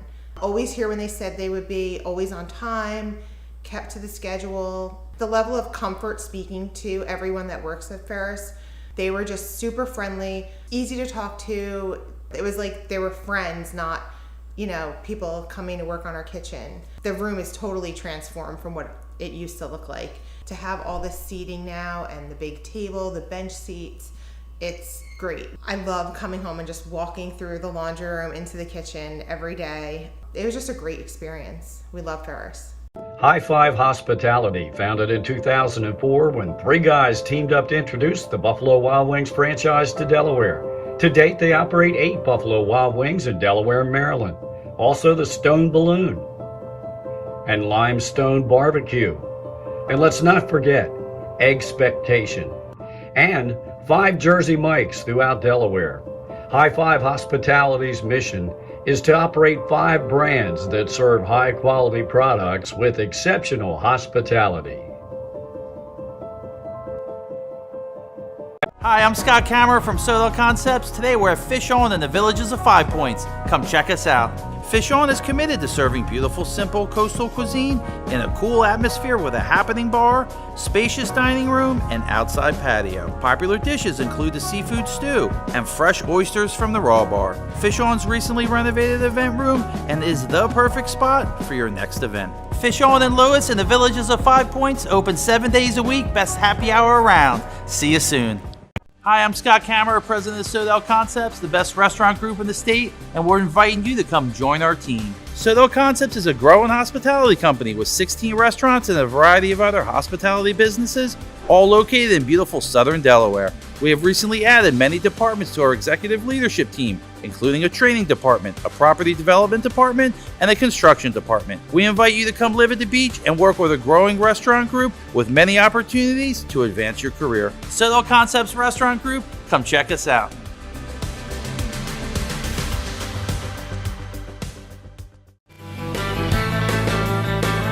Welcome to Surf Bagel.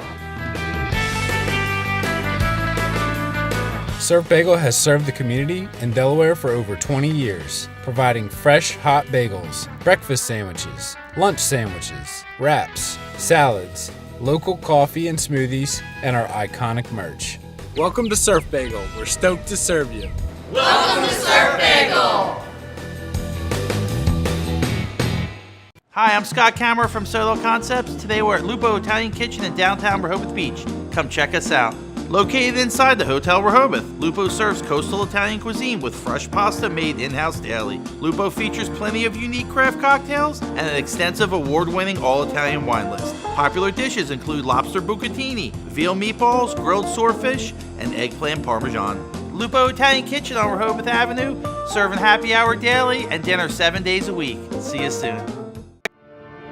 The things that matter most happen right in our own backyard. Our neighbors, our schools, the places we go, and the people we know. And now there's one news outlet where our story is told. Delaware Live.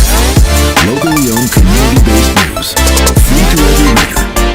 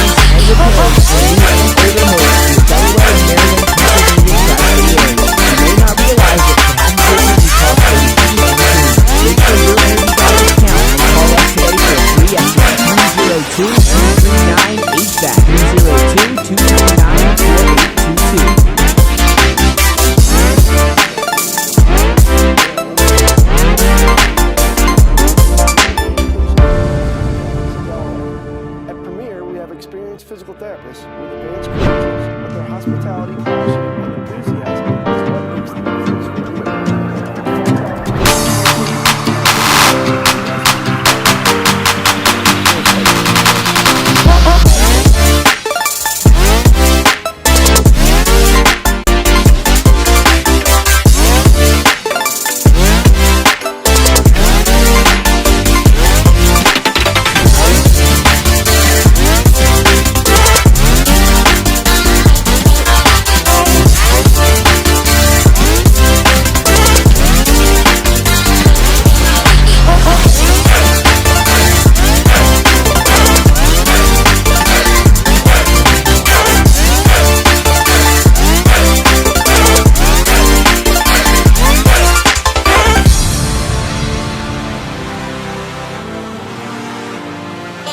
How you doing? My name is Doug Cassidy. I'm the founder and president of Cassidy Training. I started back in 1984, operated in 1986. I never had the word no in my vocabulary. Someone told me to do a job I always did. Struggle with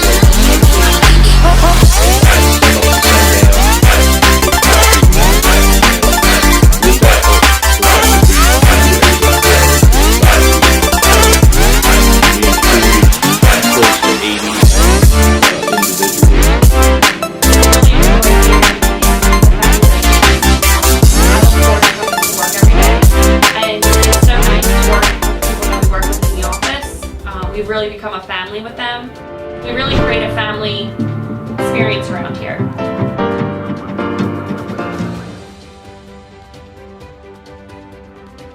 And Cassidy Painting is a very diversified company. We don't say no to anything.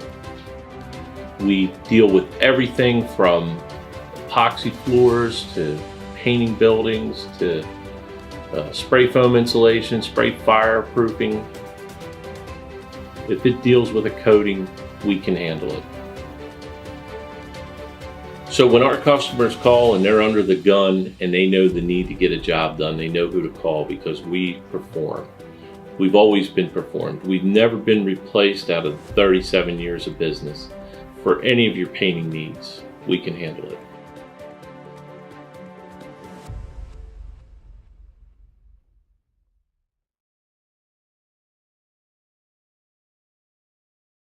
Hi, I'm Scott Kammerer from Sodell Concepts. Today we're at Thompson Island Brewing Company in Rehoboth Beach, Delaware. Come check us out.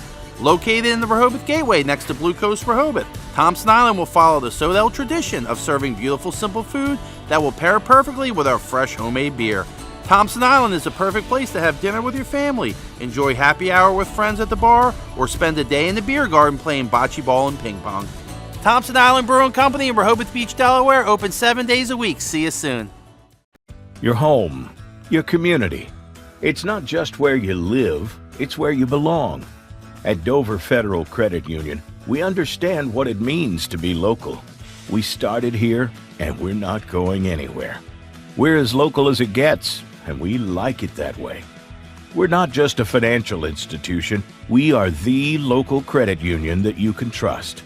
Local people, local decisions. Dover Federal Credit Union. Hi, I'm Scott Kammerer from Sodell Concepts. Today we're at Matt's Fish Camp in Fenwick Island, Delaware. Come check us out. Matt's Fish Camp features seafood classics, coastal comfort food, and chef-driven specials that pair perfectly with our large selection of craft ales, curated wine list, and camp cocktails. Matt's offers indoor and outdoor dining and is the perfect place to have dinner with your family, happy hour with friends, or enjoy lunch at the Raw Bar. Matt's Fish Camp in Fenwick Island, Delaware, open 7 days a week year-round. See you soon. Wraps, signs, banners, and promotional items that can help your business stand out from the rest. Looking for an excellent way to convey a professional image? Customized promotional products are the perfect way to target new customers, increase employee retention, and boost your brand awareness. Let the professionals at Cassidy Graphics bring your advertising ideas to life.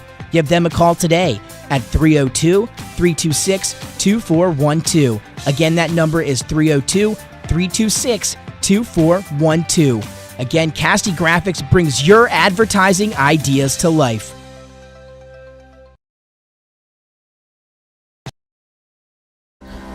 First State Orthopedic statewide has 29 physicians at 16 locations. Our physicians and staff provide both non-surgical as well as surgical treatment for almost all orthopedic conditions and injuries. We are specially trained in the current state-of-the-art techniques.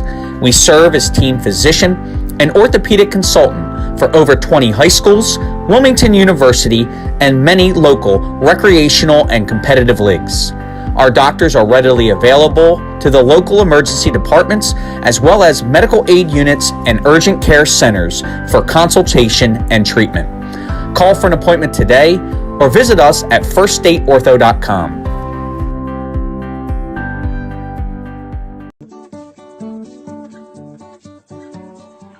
All right, back here at halftime, homecoming night at Dover High, and the second-ranked Senators with a 14-7 lead over the third-ranked Salesianum Sales. Here's the scoring plays. We had 2 plays late in the first quarter. The defenses took over until with 30 seconds to go. Salesianum's B.J. Aline faked a run play in the middle of the pile, stepped back, and caught Anton in stride for a 52-yard touchdown pass. Meredith's kick made it 7-0. And then on the ensuing kickoff, Dover ran one play. Cosme ran for 8 yards to the sideline. And the next play was a give to Kilby, who broke 3 tackles in the interior line, got to the second level, and got on his horse and ran 60 yards for a touchdown.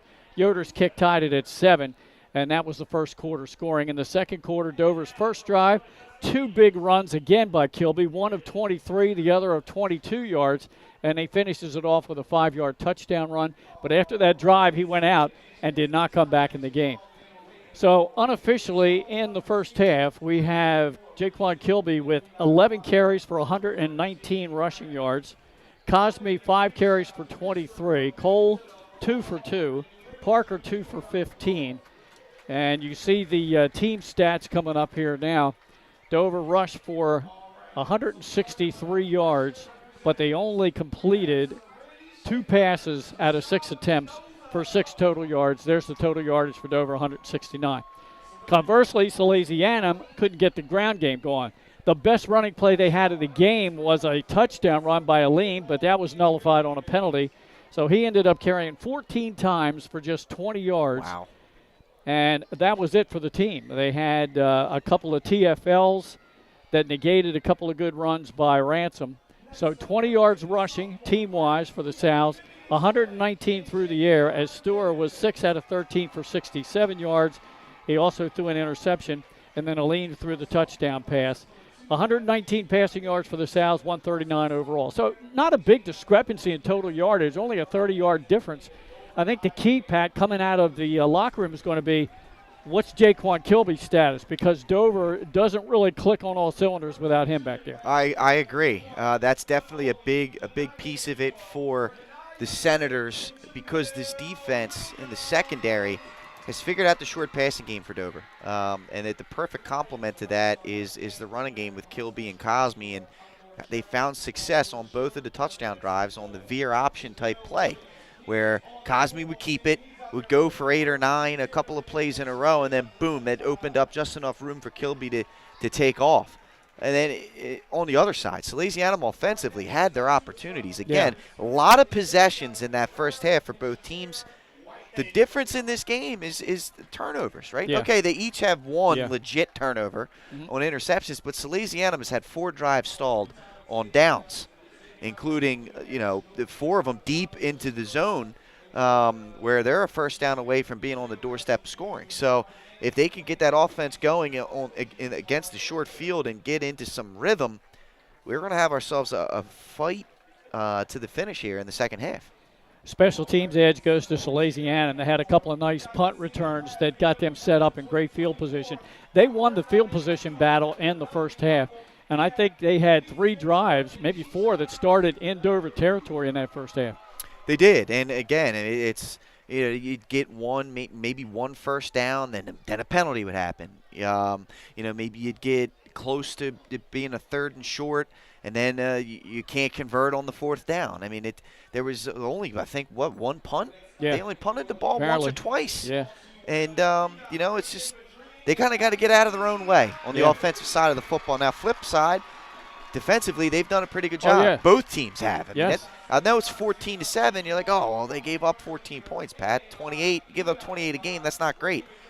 Both of these defenses are playing well against the no-huddle offense when both offenses have a lot of weapons. All right, let's get you caught up on some scores around the state. Tatnall leading Dickinson 44-0 second half.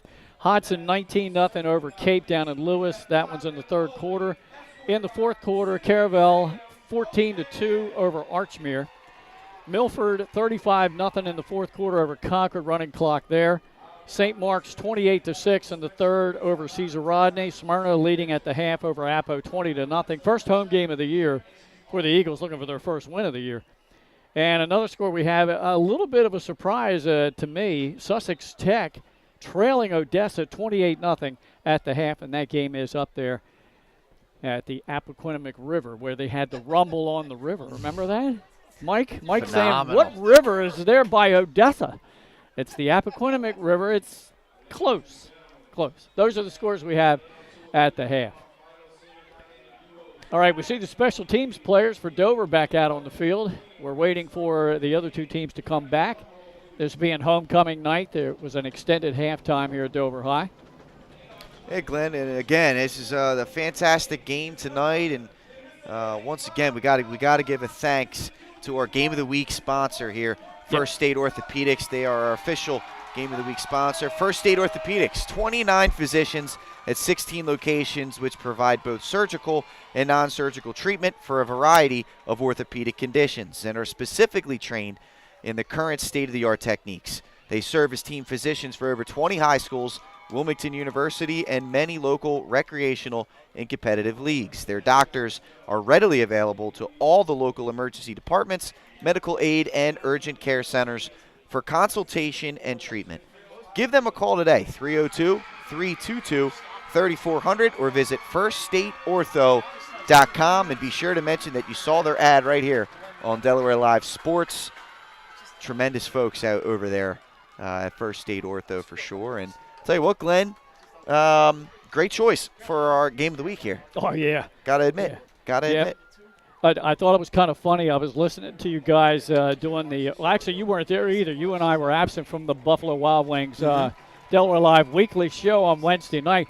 But I heard Benny saying, we got the Dover Salesianum marquee matchup, but check us out on the other platforms. We got some other games on. Give us a little bit of love. Yeah. That's the truth, man. You're begging there, Benny. You're begging. Begging is big time. All right, Dover Senators have returned to the sideline. The key will be – Benny's a big fan of the upstate bias. Above the ditch. Yep. Now keep our eye out here for number 21. See if he comes out in uniform. I don't – I'm surveying the sideline. I don't see 21 yet. We shall see. It looks – the officials are – oh, there he is, right here down in front of us. And he's got his helmet on. Has the helmet on. He's got the visor in hand. Okay. That's going to be big. I mean. Yeah. And it's the kind of thing that, we talked to Andy Walters, who's here tonight representing Delaware State News. He does a great job. Absolutely. And he was saying it looked like a shot to the midsection, possibly something to the rib area. So, but again, precautionary. You set him out for the rest of the half like Dover did, go into the locker room and have the trainers really give him a once gone over. And make sure nothing's really serious. Yeah, and maybe you get him a little bit of extra rib protection. Right.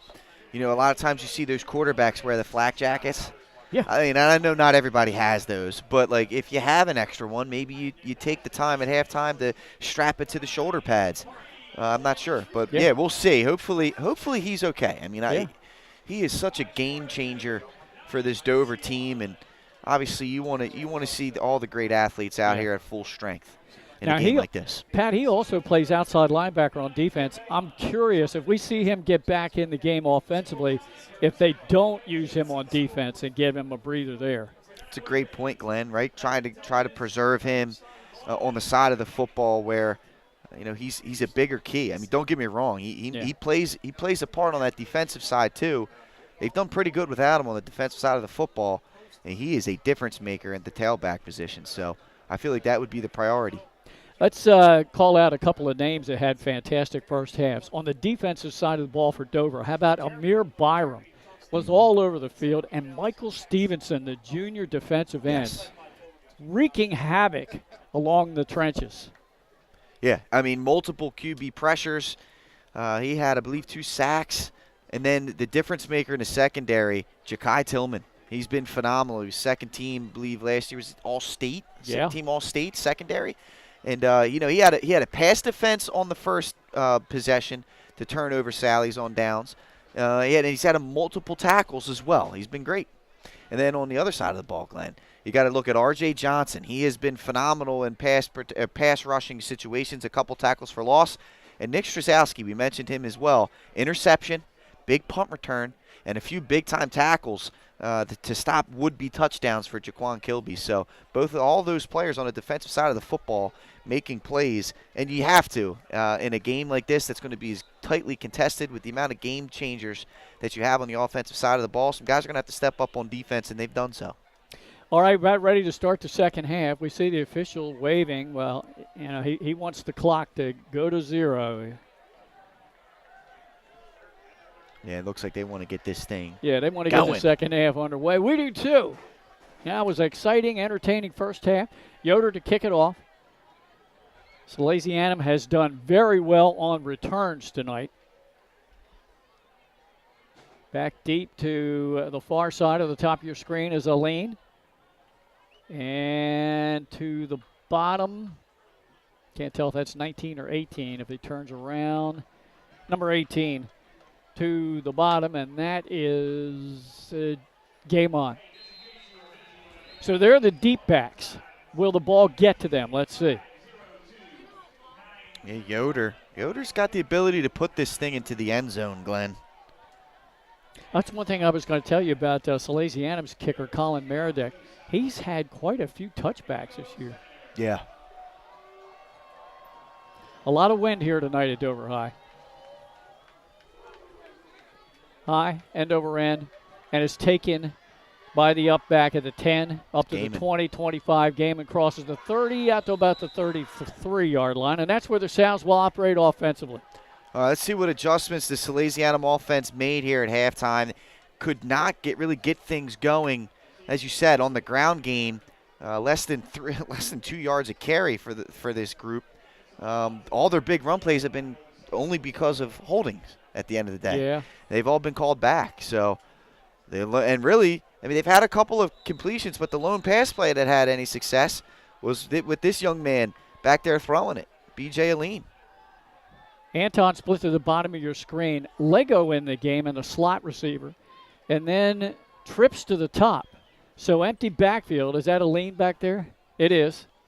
Yes. So they're going to go with him taking the direct snap. 5 receivers in this set. Now the officials blow the whistle, ready to go. Aline surveys the defense. Bring the tight end in motion. He's going to take off with it, but he's hit from behind, wrapped up, and finally goes down for about a yard pickup. Oh, we think he's down. No, he's not down, but the progress was stopped. First guy in there, Glenn, was off the edge there, number 88, which is Ryan Perkins. Did a phenomenal job of breaking in there and at least stopping him, and that's what limited that to a no gain. So Aline, 14 carries for 20 yards in the first half, gets nothing there. It's second down and 10. Now he's back to pass. Has time, rolls to the far side, and throws a low one, and that's incomplete and broken up. Yeah, he was there looking for Ryan, and getting him off of his key there is a great job there from Dover, not allowing him to settle in there and make one read and go, and making him use his feet and have to throw on the run, not his strength. Third down and 10, they bring Storr back in. Trips to the bottom of your screen, lone receiver to the top. Storr back to pass. Little pump fake, steps up in the pocket, pressure's coming from the blind side. He gets rid of it on the run and finds Lucas Ryan just short of the first down. Did he catch that or did he drop that? No, they're going to say he caught it up across the 40. They're going to give him forward progress to the 41. Penalty marker on the far sideline, Glenn, yeah. near the first down marker, though. Yeah. So I don't know if that's holding, sorry. but let's see. They're saying holding, but I wonder if it's defensive holding based off where the penalty marker's at. Right.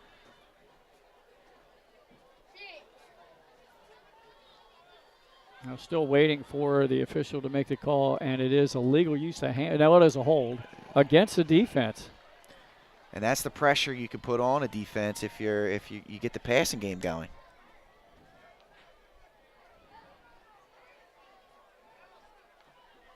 That's a big first down here. Yeah. Potentially. Oh no. And it goes back to, was that a catch? Because if it was a catch, I would take the 2nd and 1. Yeah. And there seems to be some Or confusion a by the 3rd and 1. officials. They go back to the line of scrimmage, the original line of scrimmage, to step off the penalty yardage. It's a 10-yard defensive holding penalty. Oh boy. Yeah. And Wow. that's going to bring up short yardage situation. Yeah, 10. No, it doesn't. They're going to say first down. I look like after they stepped it off that he was short. Oh, sorry there, Glenn. Got you playing footsie with No, you, brother. no problem. I elbowed you earlier. We're beating each other up in the Yeah. booth, folks. First and 10 play. Handoff to Aline. Bounces it outside. Oh, right there on the edge to make the stop. That's number 11 for Dover defensively. Wow. Brian Hartwell. Hartwell, and I'll tell you what, in there as well was Jonathan Payne, 56. I mean, they broke right through that offensive line. Nowhere for Aline to go, Glenn. Lost on the play of 2, 2nd and 12. Aline again. Hit right there by Stevenson. And he held him up long enough to get some help from his friends. Wow. What a job. Unbelievable. Stevenson's in there. I mean, you also saw, again, Payne, both those guys just closing it down. There's no running room for Aline. They react so quickly, and they're in the backfield so fast. 3rd and 12. And it's 3rd and long. No huddle again here from Salesianum. Aline comes out. Store back to pass. Rolls near side. Pressure's coming. He's sacked. Snowed under by 3 defenders back at the 35-yard line. 88 and 50. Connor Ridgway as well as Ryan Perkins coming in there and making a play. And what a deep pass rush. You know, we highlighted Stevenson, Sykes, Countryman, and Payne pregame. And you got guys coming in there like Ridgway and Ryan Perkins also contributing on the pass rush. When you have that kind of a rotation on the defensive side of the football, that is such a weapon for Dover. This is one of the strongest units we've seen the Senators have in quite some time. Tillman is back. Hess's punt is almost blocked. Tillman's just going to let it bounce. It's going to take a great Salesianum bounce inside the Dover 25, down close to the 20.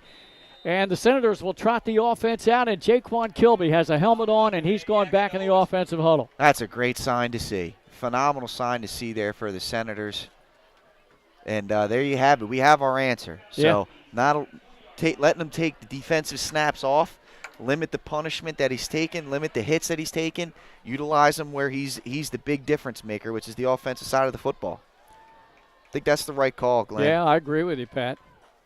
First possession of the second half for Dover.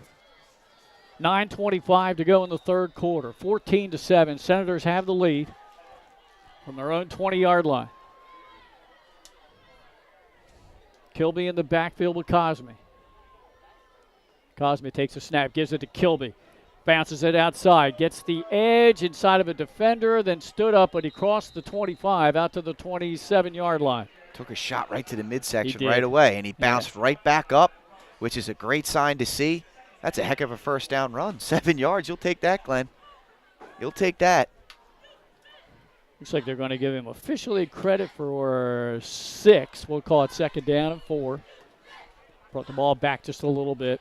Geez, don't tell me my eyes are going. The ears are all, the hearing's already going. I can't have the eyes go too. Too young, Glenn. Cosme fakes it, throws it in the middle, and it's batted down at the line of scrimmage, incomplete. Heck of a job there. Number 40 for Salesianum getting in the mix. That's John Casal, the senior, getting up there and making the play. Showing a little verticality, Glenn.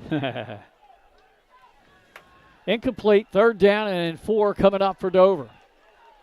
And this is how we started out the first half. Defense is controlling things. 2 receivers to the bottom of your screen, lone receiver to the top. They run the option this way. Cosme takes it himself, tucks it in. Tough going that time. And the Sals will stop him for a gain of about 2. 2 guys need to be shouted out here. First and foremost, once again, number 40 there, Casal. He forced Cosme to pitch it or to cut it up, right? They took away the pitch option. Casal rushed upfield, and it forced Cosme to have to cut and try and plant the foot in the ground and get upfield. Second guy coming up and making the play was Jake Urban, 45, making sure that he was not going to get that first down, limits him to a 2-yard gain, and now the punt unit's on the field. That's just beautifully defended by Salesianum. Yoder to punt it. High punt, a lot of hang time. Fair catch called for by Lucas Ryan. He makes it at a 36-yard line. Sal's will bring the offense back out. We're under 8 minutes to go in the third quarter. Great work there by Ryan. Smart play to call for the fair catch, and he made sure he secured the catch. Wasn't worried about that hit. So this game is as advertised. Number 2 against number 3. Yes, it is. I mean, and this is good to see. You know, some fresh blood at the top of the rankings here with Dover and Salesianum. Store rolls the far side, but the whistle blows before the play really gets underway. Let's see. We got some kind of 5-yard penalty coming up here. Perhaps a neutral zone infraction. Let's see what we got. No, I don't think the officials were on the field. Okay, they weren't ready. Oh, boy. Okay. All right, folks. Is it a full moon tonight, Glenn? I don't see one. I mean, we had rumor has it no officials showed up to the Cape Henlopen game tonight. Oh, boy. So they had to scramble to get – I think that's why the electric clock operator had to leave out of here. Yeah. Nice timing pass to Anton, complete up at the 40-yard line. Little out pattern, and the ball was there right when he made his move. Another thing that occurred here is that during that stoppage right there, Glenn, on the field, the clock was running. So, again, apologies that we're about 40 seconds behind on the clock. We'll get caught up eventually. Okay. 6-yard pickup, 2nd and 4 for the South. Handoff to Ransom. He's wrapped up by big number 88 for Dover, Ryan Perkins, a sophomore. This young man's making some plays here, Glenn. That's the 4th or 5th time we've called the sophomore's name. And the coach didn't even have him in my 2 deep. And he might that could be the case. I mean, he could be a late bloomer here, blossomer here in his sophomore year. About midway through the season, he's getting himself comfortable playing at the varsity level, and now he's out here making plays. Yeah, we got a Dover player down. Let's take a quick timeout here for 30 seconds. Our timeout score, 14-7, Dover on top. 7:10 to go in the third quarter here on Delaware Live, powered by 302 Sports. Your home, your community. It's not just where you live, it's where you belong. At Dover Federal Credit Union, we understand what it means to be local.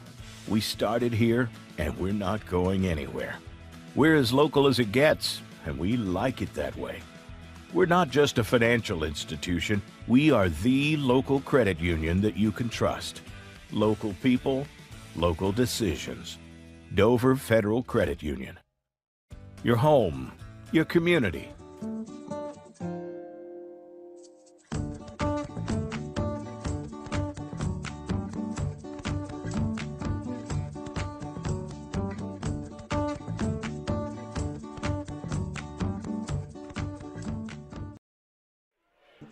We're back here after the Dover player comes off the field.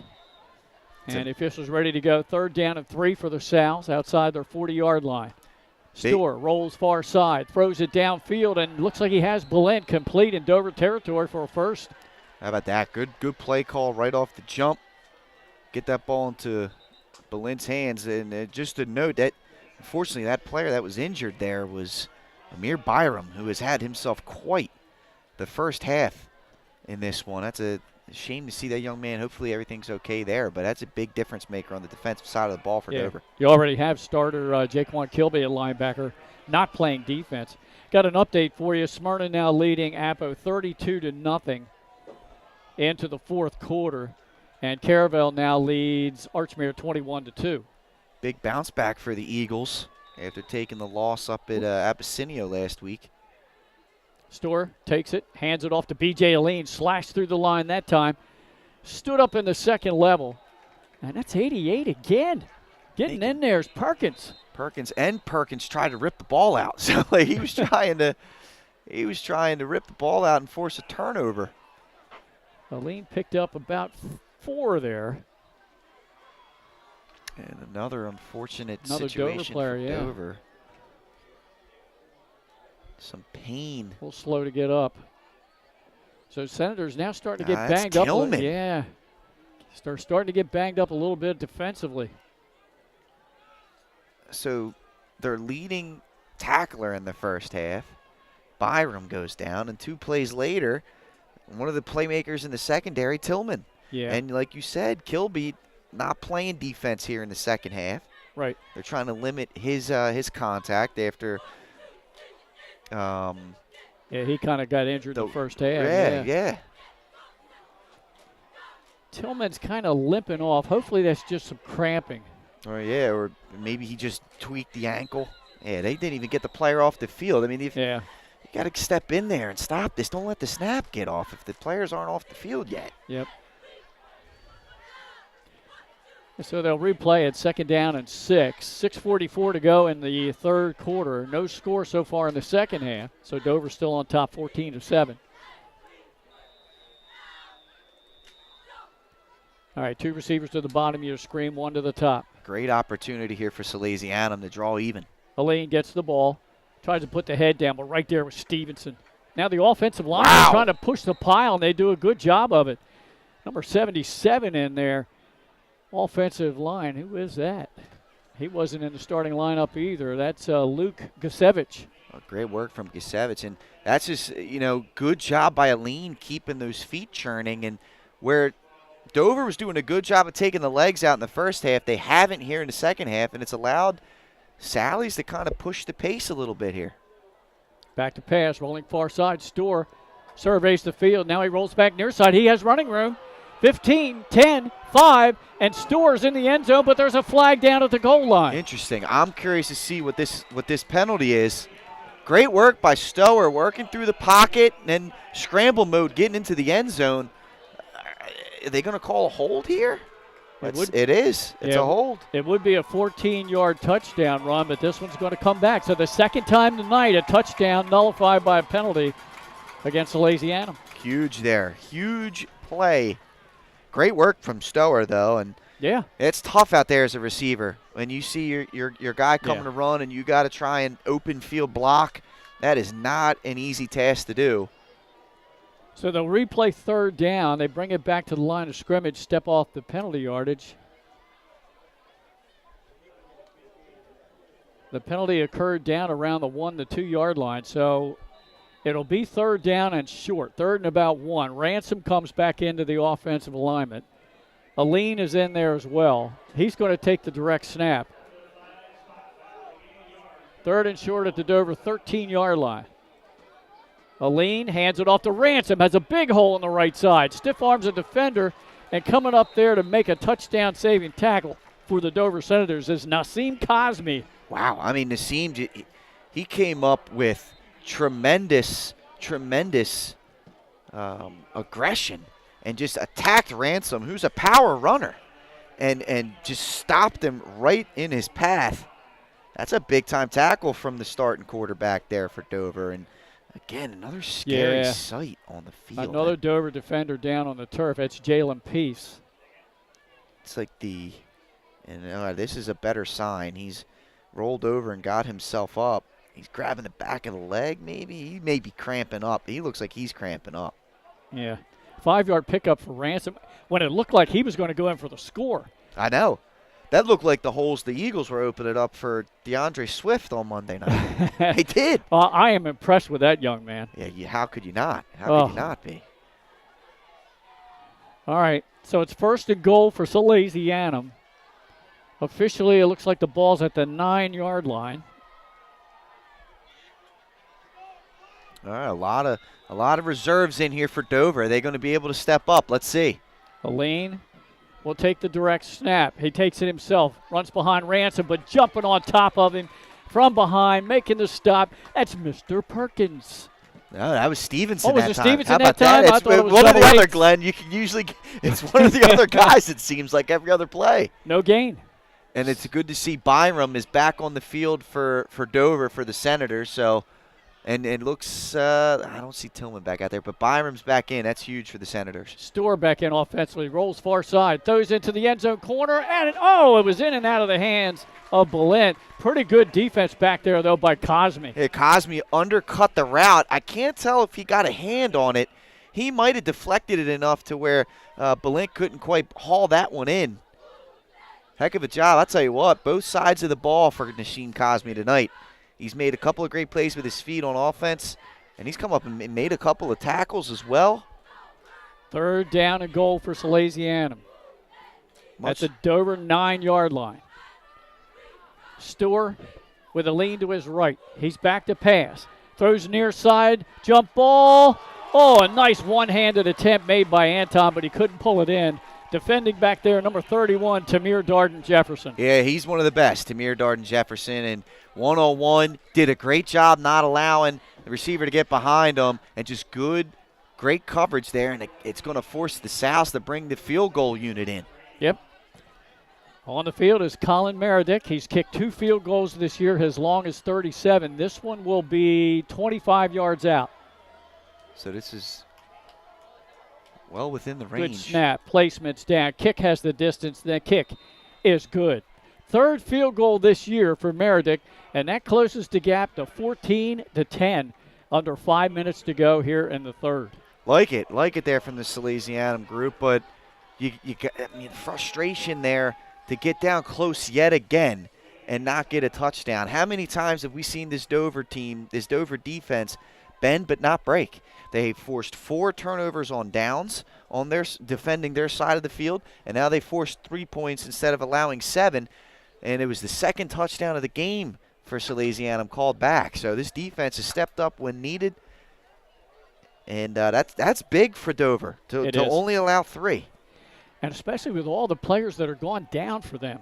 Again, you hope nothing serious. The most serious one looked to be Kilby, but he came back on the field here in the 2nd half. He did, and that's big for them. Meredick to kick it off.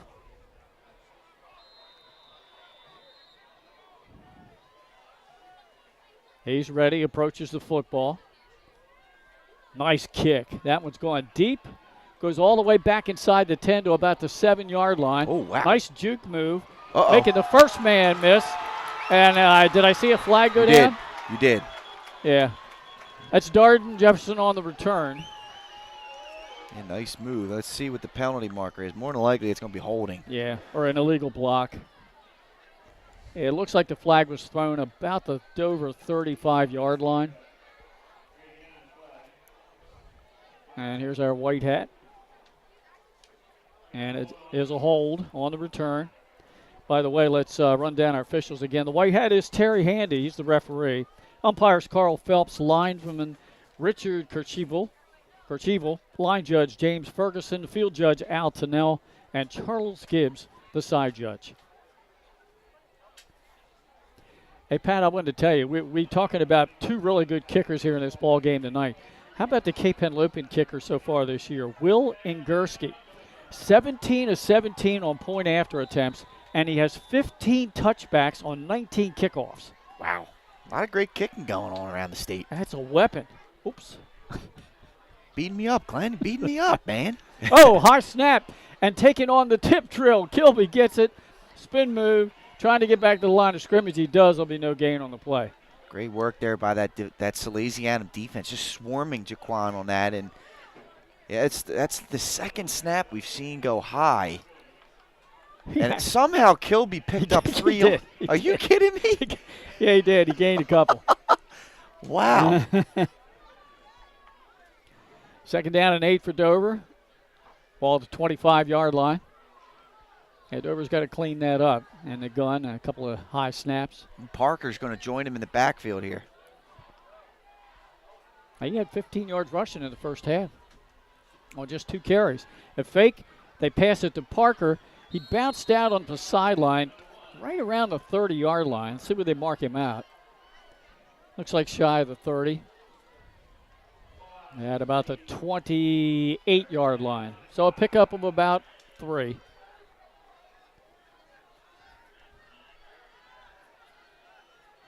And Dover's pass game looking for the hard count struggling there tonight. Saw the hard count. They Yeah. were trying to draw Salesianum off sides. Didn't do it. 3rd and 5. Kilby gets the ball, runs up the middle, crashes the 30 to the 31. He's about a yard shy of the first. Good job up front there from that Salesianum group. Roman Trubiano, middle linebacker, just coming up at the point of attack and hitting Kilby at the line, yet his length allows him to fall forward. 4th and 1 now. 4th Decision and 1. time. Yes, sir.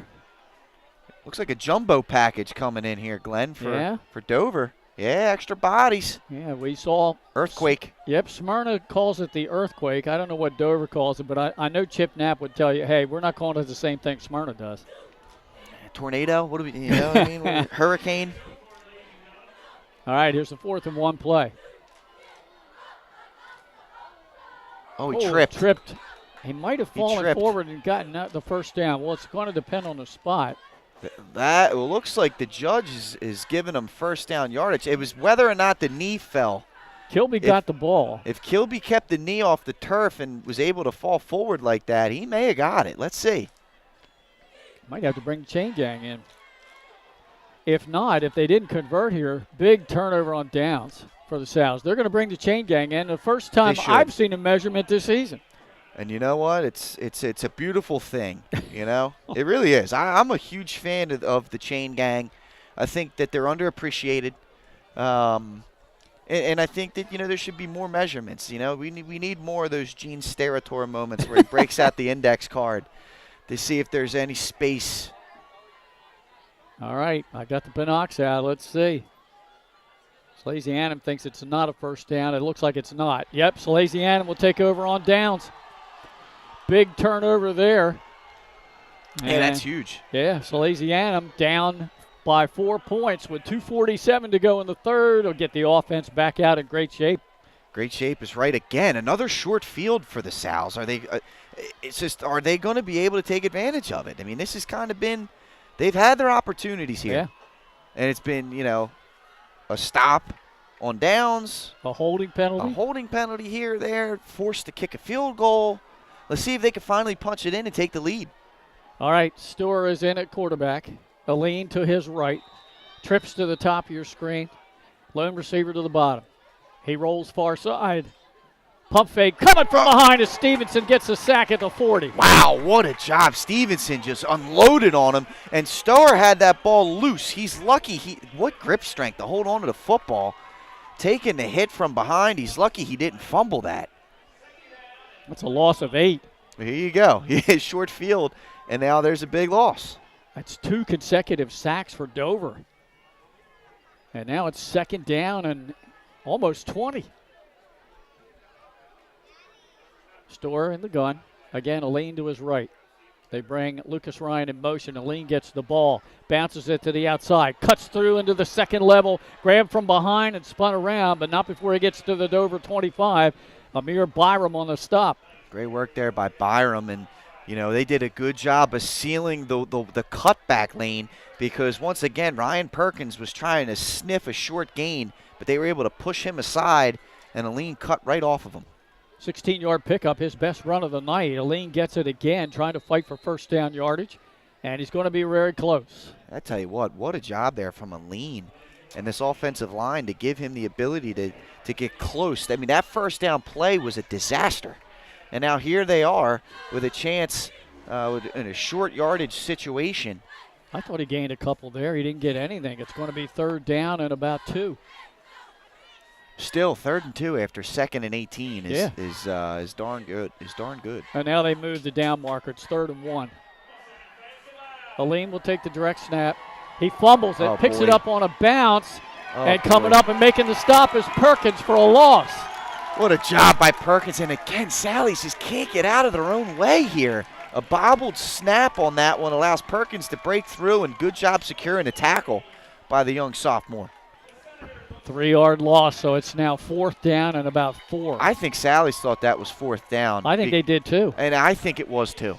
Do you? Because the first down play was a sack. The second down play got him within 4 yards. Right. And then the third down play got him within a yard. Yeah. So the scoreboard was wrong. It was 4th down. Turnover on downs. It's the 5th turnover on downs for Salesianum. There's been there's been some mishaps going here tonight, Glenn. Well, Dover turned it over on the previous possession, giving Salesianum great field position, but a couple of big sacks. And now Dover's offense back on the field. Under a minute to go here in the third. Cosme takes the snap, puts it into the belly of Kilby, and then he takes off, looking for the sideline. 35-40, 45-50, has a blocker down the sideline and loses his balance in Salesianum territory, down inside the 40 to the 36. And how many times have we seen that? Now, they've been 8 or 9 yard gains prior to this, but he finally was able to break one off for a big-time gain.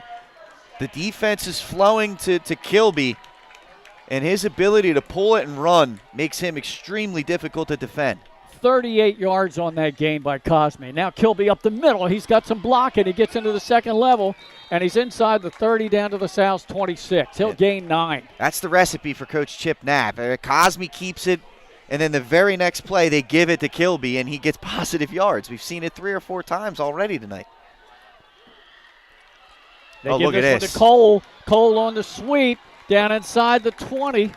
First down. First down at the, looks like to be the 17-yard line. How about this? A little bit of rhythm here from the Dover offense. Yeah. They just hit you with the same formation and 3 different looks off of it, and all 3 looks gave them positive plays.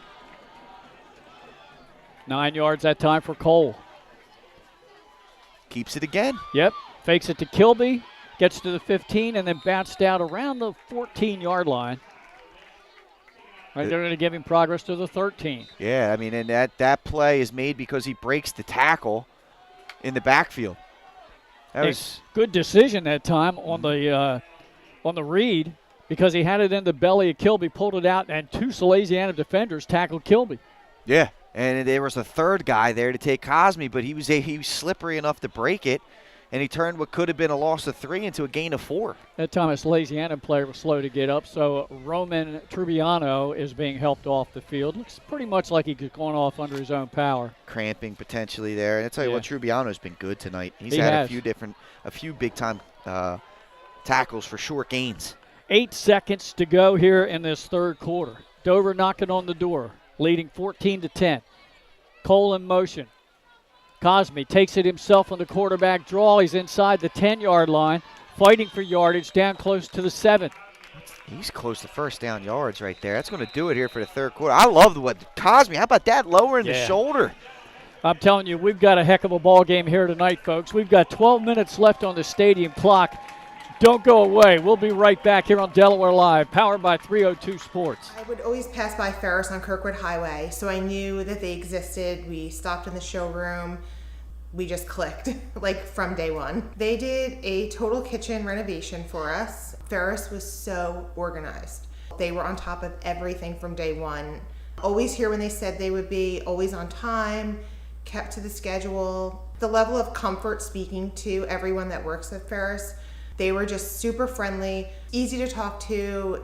It was like they were friends, not, people coming to work on our kitchen. The room is totally transformed from what it used to look like.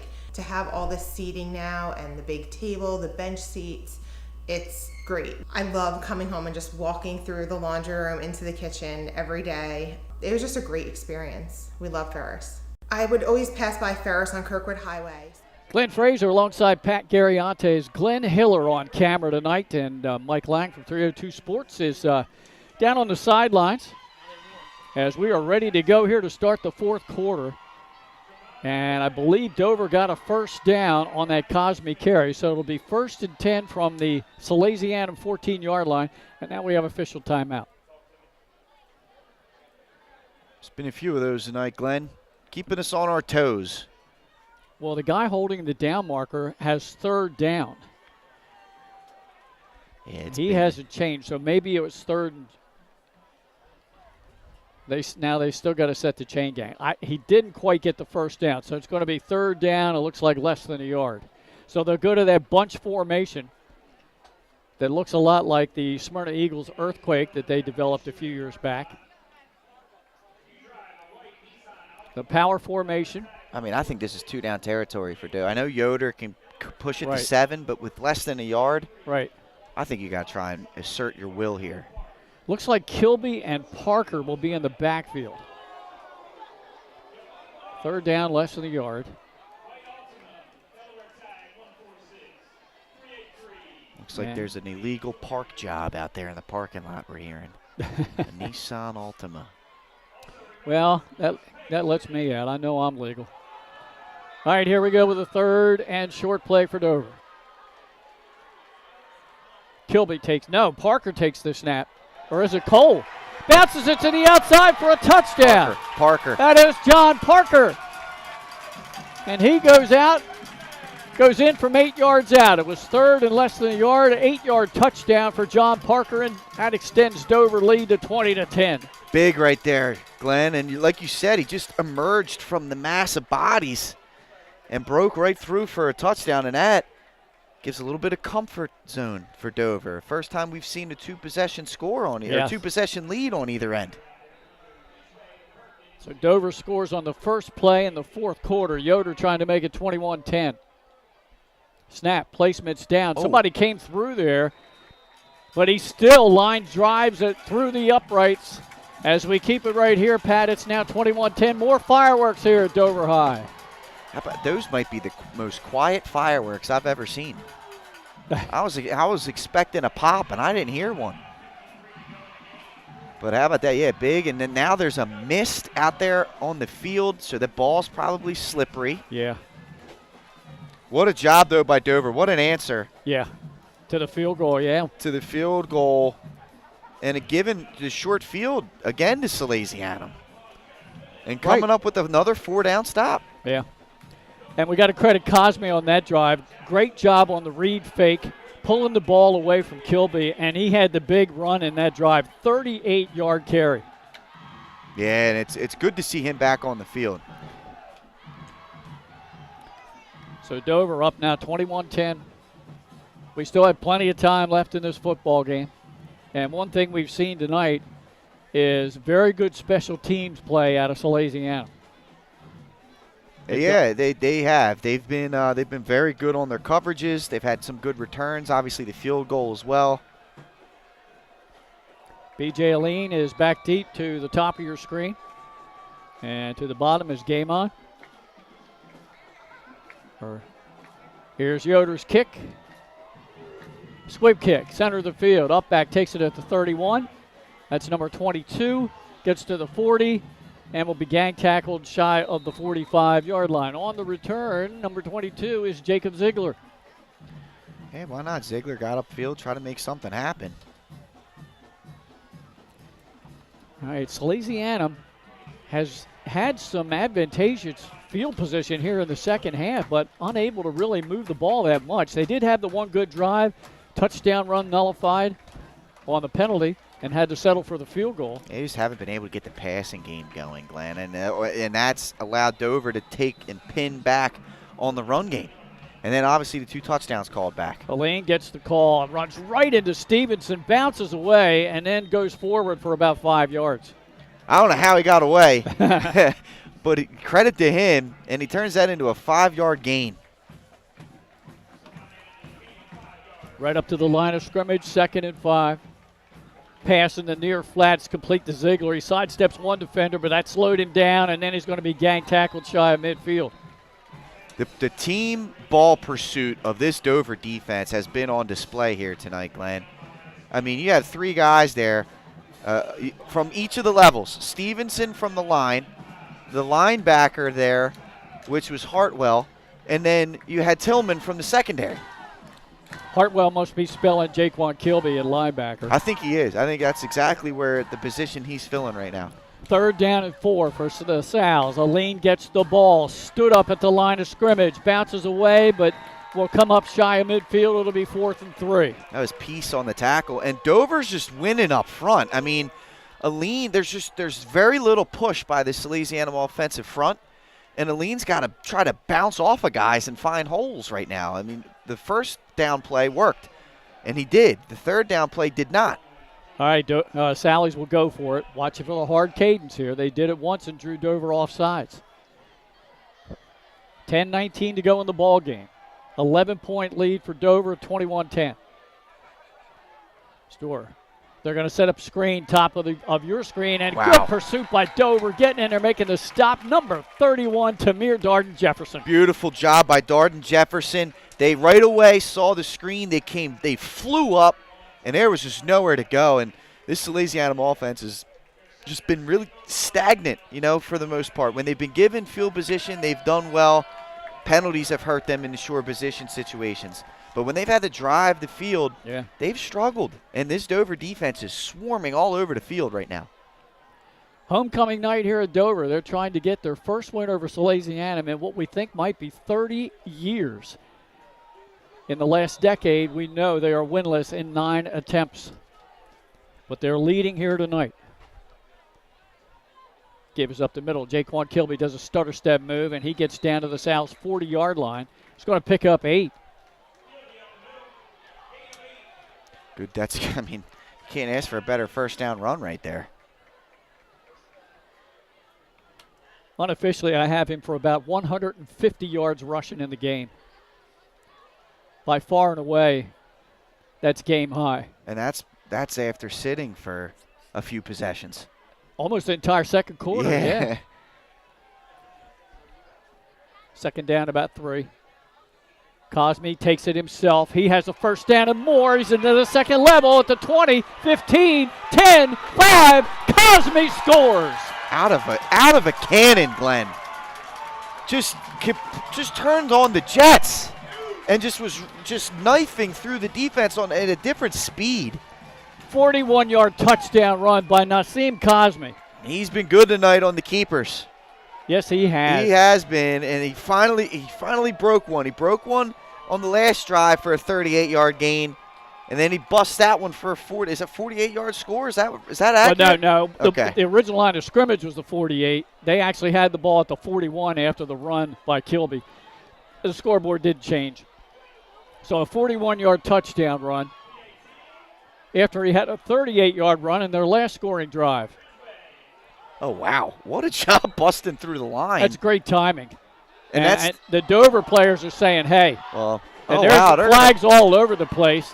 But it looked like Salesianum tried to time the jump and beat the snap count. Should have been offsides, but I didn't see that called. This is tough. So, wonderful job jumping through there. That was number 9, L.J. Smith. He did it on the previous. Yeah, he almost got it. And almost got it. That time he did. And I think this is going to be a tough call for Salesianum. I think this is just a lack of knowledge of the rules, that it was a dead ball. There was no need to tackle the holder there. I don't think that was malicious by any means from Yaheem Smith. I just think that was just, he didn't hear a whistle, and he was playing until the whistle blew. Right. All right, so we got to sort this all out. So I had referee with a call. This is a dead ball, unsportsmanlike, against Salesianum. Yeah, that's a tough one. I mean, it's by the rule book, that's the penalty, Glenn. Yeah. And that's just a coachable moment right there. And I'm assuming this will be assessed on the kickoff. There's more. They're a little late with the touchdown fireworks that time. You heard the pop that time. Heard that. I heard the pop that time. Whatever was wrong with the fire, they've got it figured out. And they're going to talk to Chip Knapp about this. I don't know whether he has a decision to make, whether they can take this penalty and redo the point after attempt, or whether they have to take it dead ball after the dead ball foul after the play. They take it back and step it off on a kickoff.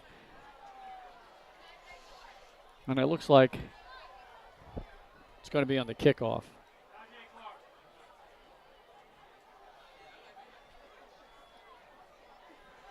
No, I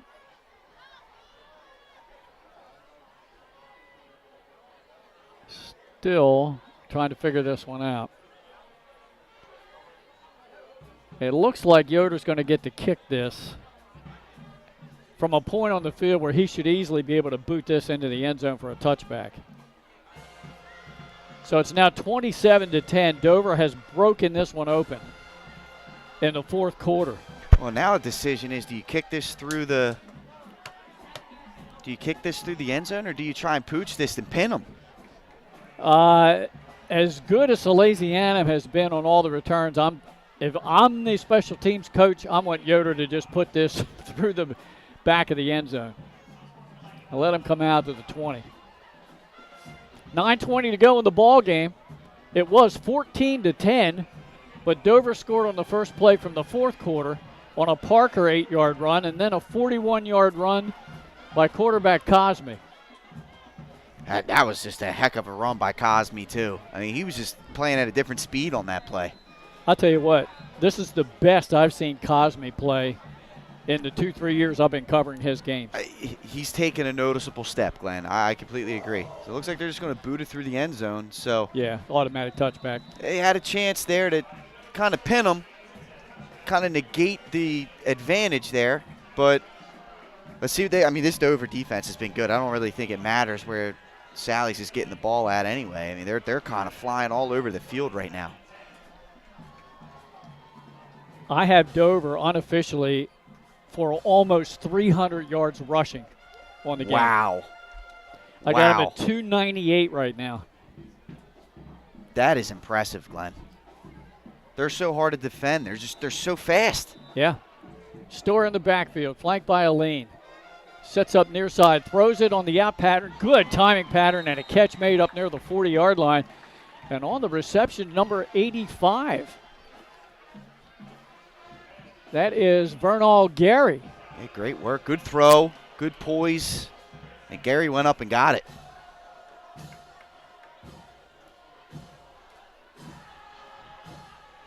All the way out to the 37-yard line, 17-yard pickup. Store scrambling. Now he's going to just run with it, and he's going to go out of bounds at about the 43-yard line.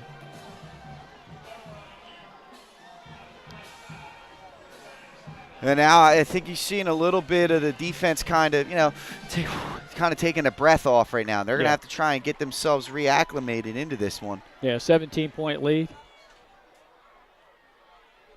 Now we've got some conversation between Storer and Lucas Ryan. He looks to the sideline for the play. Has a lane to his left. Back to pass. Now he rolls near side. He's going to throw middle of the field. Has Lucas Ryan. Oh, broken up at the last second by guess who? Tamir Darden Jefferson again. Great work there by Darden Jefferson. He's been all over the field too. He came from the backside to make that play. Good reaction by that young man. From his cornerback position, he's a junior, 5'9", 155. Third down and 6 for the Sows, their own 37.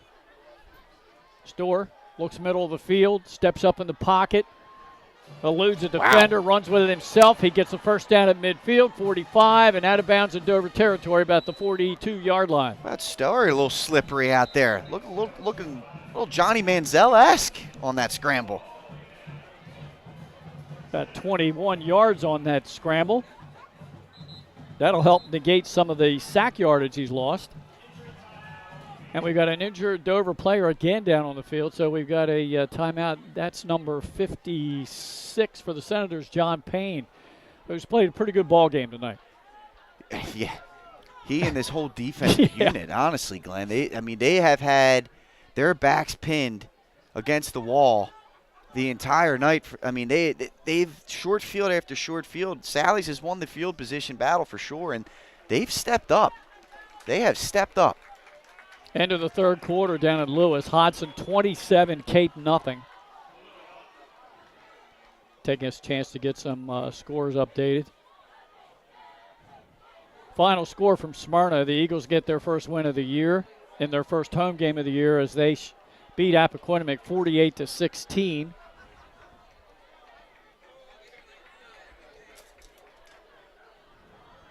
And look, Sally's right up on the ball. Got to let the injured player get off.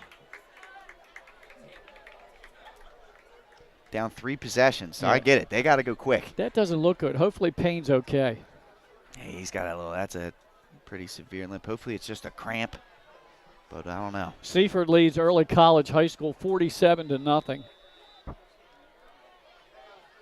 That's a final, I do believe. Store back to pass. Steps up on the pocket again. He's flushed out. He gets near side and tackled at the 40. He'll only gain a yard. Piece on the tackle. Good work there by the Dover defense. They've swarmed. They've been very good at that. Clock running, under 8.5 minutes to go in the ball game. Salesianum needs a couple of scores to get back in it. The receivers are stacked 2 by 2, and now we have a whistle before the play gets underway. We had a timeout by Dover.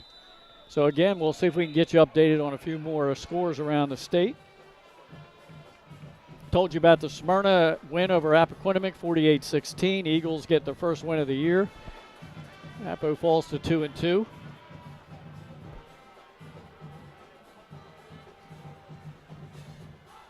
Middle of the third quarter in that game at Lewis, so Cape Trail and Hudson Votech 27-0. And Seaford up over ECHS 47-0. Not surprising to me. But congrats to ECHS for getting their first program win earlier this year. It's great. It's, they got a lot of new programs within the state these last few years. And, it takes a while to build a program, Glenn. You've been around the game long enough, that's just the beginning of what hopefully is a building block for that school and that program and their athletics. Got a fourth quarter score, Pat. Odessa all over Sussex Tech, 34-7. And the Ducks on their way to a victory. Yeah, Odessa's going to be a program to keep an eye on.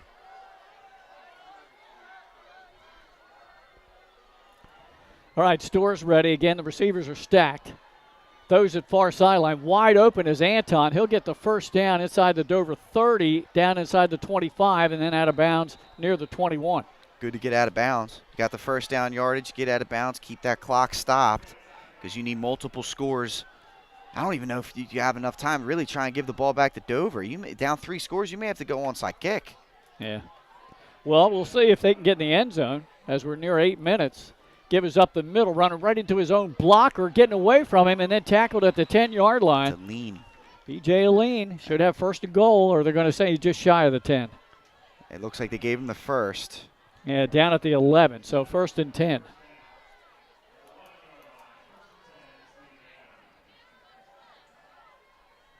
Store back to pass. Looks in the end zone. Down in the corner, jump ball, and over the head of everybody and incomplete. It's a good miss. If you're going to miss, you want to miss deep like that where only your guy can get it.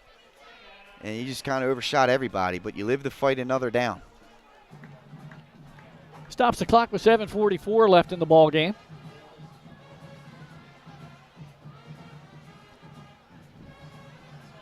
Sal's score here, I'm sure they'll just go for the extra point. There's no need to go for 2. 35-0 Milford final, according to Benny Mitchell, over just Concord. Texted us. Yeah. Yep. So into the end zone again, and that's broken up by Cosme. Stower just missed to the inside. That's not where you want to miss on that route. If he throws that to the back pylon, Belint's got a perfect opportunity to haul that one in, but he missed on the inside. It allowed Cosme to get in there and break that pass up. Third down and 10 from the Dover 11-yard line. Handoff to Aline. Stevenson in there to slow him down, and he'll go down inside the 10 at the 9.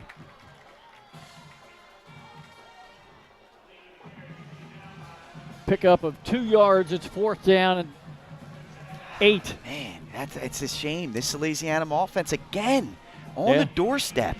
Well, now they're going to say his knee touchdown. Well, they're bringing the ball. Was there a penalty? They brought the ball back, so it was a 2-yard loss. Wow, he must have hit the turf. Yeah, either that or they blew the whistle, play dead. Rolling near side, now going in the other direction. No one's there. Score. Nobody's there, and he runs in for a touchdown. 11 yards, 12 yards out for the score for quarterback Store.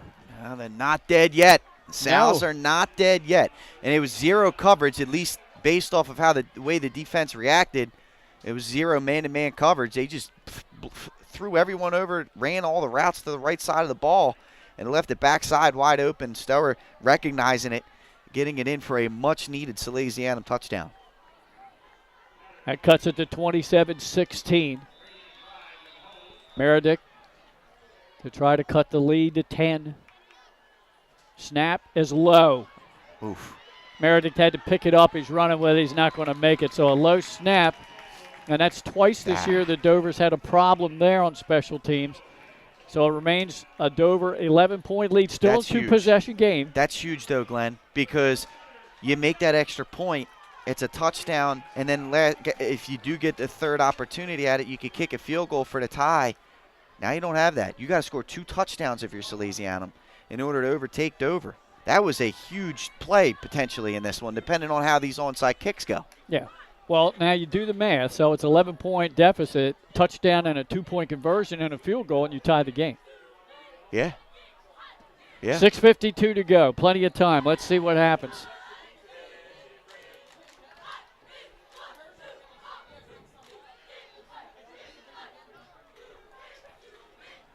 Meredith to kick it off. I would think they got it onside this, and Dover is geared up and ready for it. They got the hands team out there. According to the scoreboard, Dover has all 3 of its allotted timeouts left in the half. Salesianum used 1. They have 2. Huh. I must have missed it. I have it flipped, but I'm not the official guy. All right, they are setting up for an apparent onside attempt. Meredith waits for the official. There's the whistle. There's the kick. And nice. A Dover player alertly catches it on a bounce, falls down on it. Dover will have the ball. And coming up with that ball, number 14 for Dover, Mubarak Hall. Nice job by Hall. I mean, that was not an easy field. He picked that up off the hop and did the right thing. Just fall on it. He did. Just fall on it. So Dover with good field position, their own 46-yard line, 6:50 to go. And Dover likes to run the football mostly. And it's been the Cosme Kilby show in that read option. Yeah, opportunity to pretty much ice this one right here.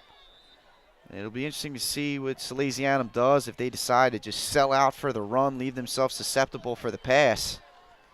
Are they going to go with that bunch? They're going with that bunch. And why not? Yeah. Right, Glenn? Why not? Yeah. Keep the ball in between the hash marks and keep the clock moving. Taking the direct snap is Parker. Parker bounces it to the outside, trying to get to the edge. He breaks an ankle tackle attempt, and he goes down in Salesianum territory at the 46. And he stays in bounds. Yeah. Keep the clock moving. For a second, I'm like, oh, boy. They're going to get him out and stop the clock. Parker goes for 9 yards there. He already has a touchdown in this formation in the second half. Gets 9 there. Unofficially 32 yards rushing for him on 4 attempts. Second down, a yard. They should be in no particular hurry here. I'm curious to see if they'll just watch the back judge.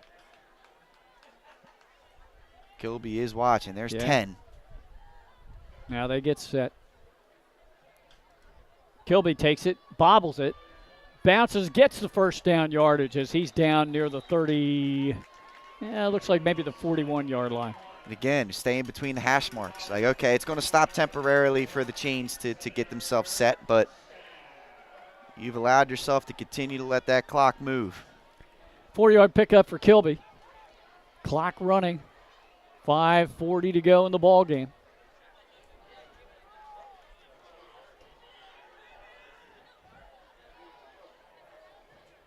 Pat, how much stock do you put in the fact that Dover had a bye week last week, so they had 2 weeks to prepare for Salesianum? Allow them to get healthy, right? Allow them to get healthy, continue to work through the offense. They've got this run game working, Glenn. Stay with the power bunch formation. Parker takes the snap, trying to run behind Kilby. Oh. And this time he's going to be gang tackled. There's a penalty flag thrown. Yep. He was going to go down for a 5-yard loss, but it's all going to depend on the penalty. Yeah, it's going to be a 5-yard variety, I'm pretty sure. But he definitely had the face mask gripped there. It's just smart football here from Dover, because you still have got the 2-possession lead. Right. even if Sally stops you here and on three consecutive downs, and you got to punt the ball away, you're going to run another minute or two off the clock before punting it back, and then they got to score twice. Exactly. All right, there's the penalty yardage being stepped off. You're right, it was a 5-yard. It's the incidental face mask, not the unsportsmanlike. Mm-hmm. Dover gets the ball at the Salesianum 38-yard line. They replay the down, so it's 1st down and 8. This time they go back to their conventional offense. Cosme's back in at quarterback. Puts it into the belly of Kilby. He's wrapped up from – no, Cosme kept it himself. He faked me out. He got to the 37-yard line. He'll pick up about a yard. Yeah, and again, it's not – and there's going to be – wow, here's a timeout. By Dover? By Salesianum. Okay. Yep. Smart by Coach Deladon here. They need to get the football back for 2 possessions worth of moving here. So, with 4:46 to go, you're under 5 minutes. It's going to get kind of tough, especially if you don't get the stop. Yeah. The stop, and God forbid you get you get the football back, you go down and score. You got to get the onside kick again. So you got to preserve yourself some time to score twice quickly. All right, on this set, Bowers will split to the top of your screen for Dover. Cole is in the slot. Parker to the bottom of your screen. And Kilby to the left of Cosme. It's 2nd down and 7. Getting the football and running with it.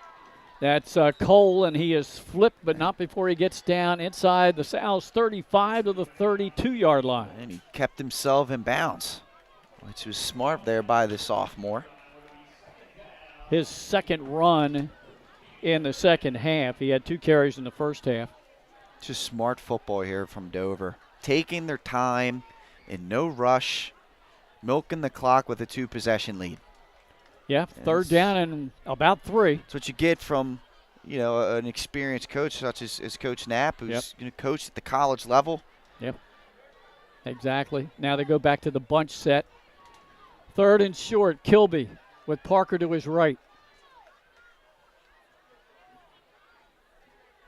Smart. And just watching the back judge. Yeah. Now I think they were confused as to who was going to take that direct snap. The pile's being moved. That's a 1st down now. That is a 1st down. Down close to the 30-yard line.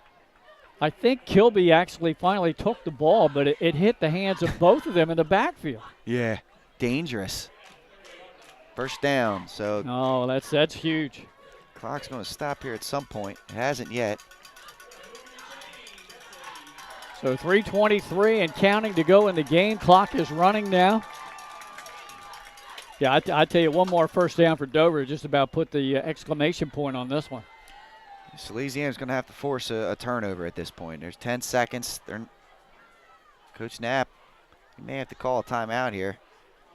Or maybe they take the delay. They go to the bunch formation again. Now let's see if they can agree on who's supposed to get the snap.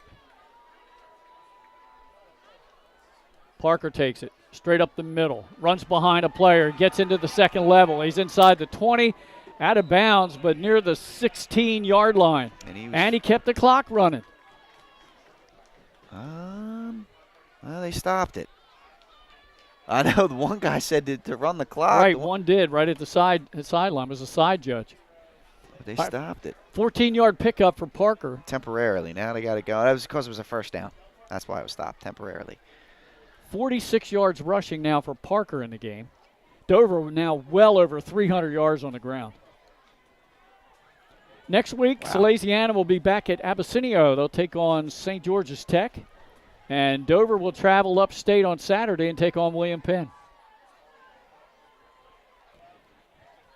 Cosme hands it off to Kilby up the middle. Dives over a defender down close to the 10-yard line. Tick, tick, tick, tick, tick, tick, tick, tick, tick. This is just wonderful execution by Dover, man. I mean, just an all-around great performance against a very tough Salesianum team. Yeah. If Sally's can get some things worked out offensively, tonight they kicked themselves in the foot. I mean, 14 points taken, or at least 12 points taken off the board. Right. It's a difference in the game right now, Glenn. They're down 11. Dover quickly has to get set up here and not get a penalty. Cosme hands it off. Kilby running with it. That time he got to the 10.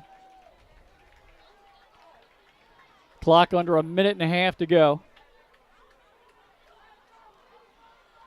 So it's going to be 3rd down and a long 4 right at the Sal's 10-yard line. And how about this? Coach Chip Knapp, this Dover group has Cosme right with him. Taking some time to kind of establish his culture, establish his offense, and he's had guys that have been able to grow with him. Yeah. And now here he is, and this is year 3. Yeah. At the helm, and they are a well-oiled machine now. And they're about to break a heck of a streak. Cosme takes it himself. Oh, good one-on-one tackle, and then finally gang tackled right at the 10-yard line. But the first guy to get there was number 45, Jacob Urban. Yeah, nice work by Urban. But, yeah, Glenn, I mean, this is going to snap a big losing streak against Salesianum yes, for Dover. Yes, it will. First win in maybe 30 years. Dover fans on their feet. Wow. What a moment. 4th down and 3 coming up. And Salesianum headed to the sidelines. I don't think Dover has to snap it again.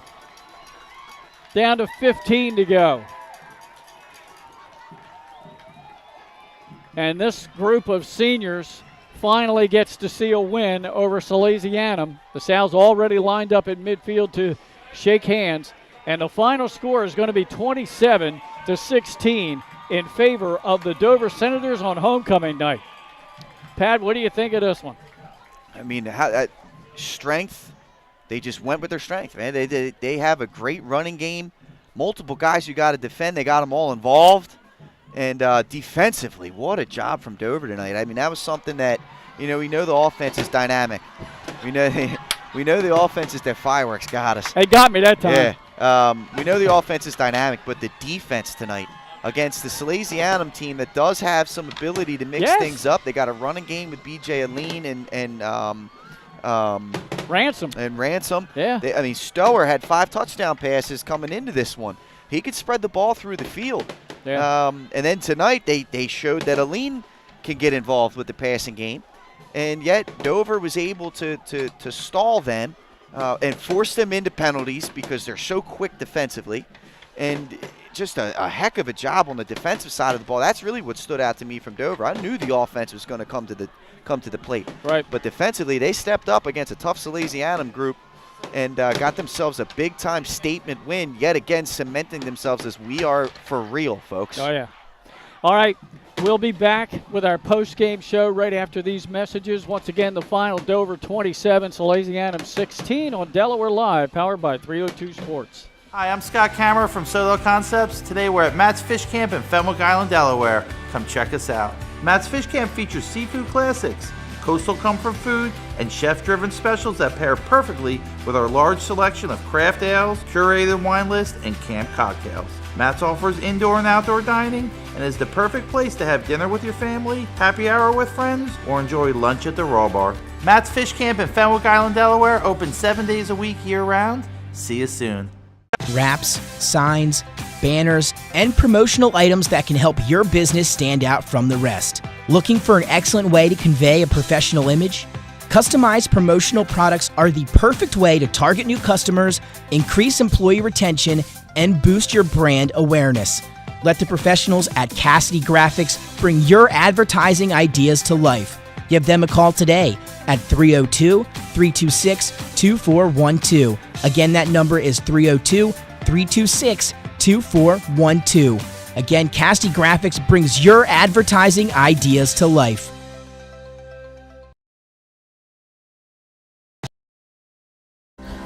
First State Orthopedics statewide has 29 physicians at 16 locations. Our physicians and staff provide both non-surgical as well as surgical treatment for almost all orthopedic conditions and injuries. We are specially trained in the current state-of-the-art techniques. We serve as team physician and orthopedic consultant for over 20 high schools, Wilmington University, and many local recreational and competitive leagues. Our doctors are readily available to the local emergency departments as well as medical aid units and urgent care centers for consultation and treatment. Call for an appointment today or visit us at firststateortho.com.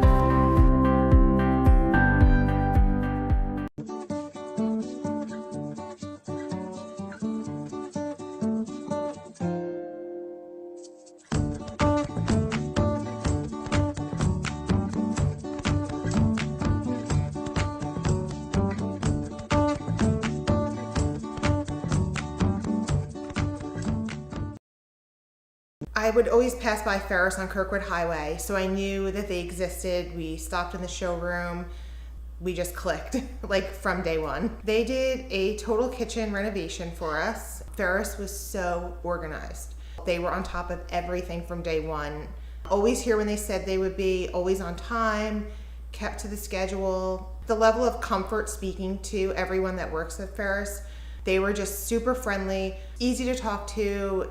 It was like they were friends, not, people coming to work on our kitchen. The room is totally transformed from what it used to look like. To have all this seating now and the big table, the bench seats, it's great. I love coming home and just walking through the laundry room into the kitchen every day. It was just a great experience. We love Ferris.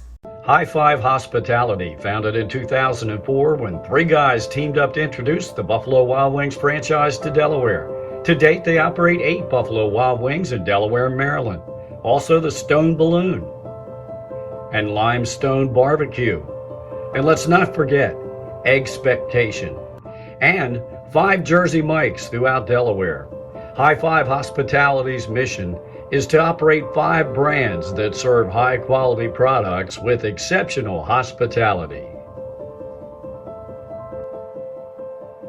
Hi, I'm Scott Kammerer from Solo Concepts. Today we're at Fish On in the Villages of 5 Points. Come check us out. Fish On is committed to serving beautiful, simple coastal cuisine in a cool atmosphere with a happening bar, spacious dining room, and outside patio. Popular dishes include the seafood stew and fresh oysters from the raw bar. Fish On's recently renovated event room and is the perfect spot for your next event. Fish On in Lewis in the Villages of 5 Points, open 7 days a week, best happy hour around. See you soon. Hi, I'm Scott Kammerer, president of Sodell Concepts, the best restaurant group in the state, and we're inviting you to come join our team. Sodell Concepts is a growing hospitality company with 16 restaurants and a variety of other hospitality businesses, all located in beautiful southern Delaware. We have recently added many departments to our executive leadership team, including a training department, a property development department, and a construction department. We invite you to come live at the beach and work with a growing restaurant group with many opportunities to advance your career. Sodell Concepts Restaurant Group, come check us out. Welcome back here to Dover High School, where the Dover Senators on homecoming night defeated Salesianum by a final of 27-16. First win for Dover over Salesianum since the state championship game in 1988. Unbelievable. Over 30 years of futility for Dover, and it ends tonight with a convincing win. I was going to say, that's before I was on this earth, before I graced this earth, if you can believe it, the last time that Dover got it done against Salesianum. I don't even want to tell you how old I was. Unbelievable, Glenn. But you're no longer my partner, I don't think. Yeah, but let's take a look at the team stats because they paint the picture. Salesianum passed the ball and Dover ran the ball.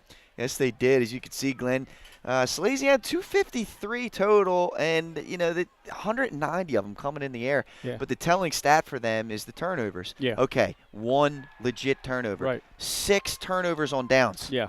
4 of them in the first half, 2 more of them here in the second half. And they had 2 big touchdowns called back, which really kind of hurt them. And then you're right. I mean, Dover, that's their strength is the running game. Man. They got 2 guys that can make differences in Cosme and Kilby in the backfield. You also can mix in Parker and Cole on those speed sweeps. 329 total yards on the ground. That is impressive. And then the 1 lone turnover in the first half. They played clean football in the second half. And they played really great defense in this one, and that's a big-time win. And we confirmed that the first win over Salesianum since 1988. That is unbelievable right there from Dover, getting it done. Well, you mentioned Cole. I forgot to add his yardage in. So that's 17 more yards rushing. Dover finishes with 346 yards on the ground. God bless him. 9 yards passing for a total of 355. Individually, 161 yards for Kilby, who sat out most of the second quarter. Yeah. 122 yards for Cosme and 46 yards for Parker. They were just running all up and down the field, and Dover with some impressive numbers there. Here's the scoring in the second half. Salesianum got the only points in the third quarter. With 4:51 to go in the third, they had a touchdown run nullified by a penalty and settled for a 25-yard field goal by Meredith to cut Dover's lead to 14-10. Fourth quarter, Dover scores twice. Once on the first play of the fourth quarter on an 8-yard run by Parker out of that bunch formation. Yoder's kick made it 21-10 Dover. 9:20 to go. Dover's next possession, a 40-yard touchdown run by Cosme. Yoder's kick was blocked. 27-10 Dover lead. And then with just under 7 minutes to go in the game, Ryan Storer runs it in 12 yards out. They had a botched attempt on the point after, and that was the final 27-16. Pat, this certainly was our First State Ortho game of the week. Yes, it was, and it was brought to you by First State Orthopedics, our official Game of the Week sponsor. First State Orthopedics has 29 physicians at 16 locations, which provide both surgical and non-surgical treatment for a variety of orthopedic conditions and are specially trained in the current state-of-the-art techniques. They serve as team physicians for over 20 high schools, Wilmington University, and many local recreational and competitive leagues. Their doctors are readily available to all local emergency departments, medical aid, and urgent care centers for consultation and treatment. Give them a call today, 302-322-3400, or visit firststateortho.com, and be sure to let them know you mentioned or that you saw their ad on Delaware Live Sports and heard it from Glenn or Pat. Okay, that'll wrap things up here on our game of the week. Next week, Friday night, we'll have the Harvest Bowl from Smyrna High as the Smyrna Eagles host the Middletown Cavaliers. That should be a good one as well. Our thanks to both coaches, Gene Deladon and Chip Knapp, plus the Dover Athletic Director, Kevin Turner, for our broadcast crew. Glenn Hiller on camera, Mike Lang roaming the sidelines, and my broadcast partner, Pat Garriantes. I'm Glenn Frazier. Once again, the final score, Dover 27-16 over Salesianum. Thanks for watching this live stream on Delaware Live, powered by 302 Sports.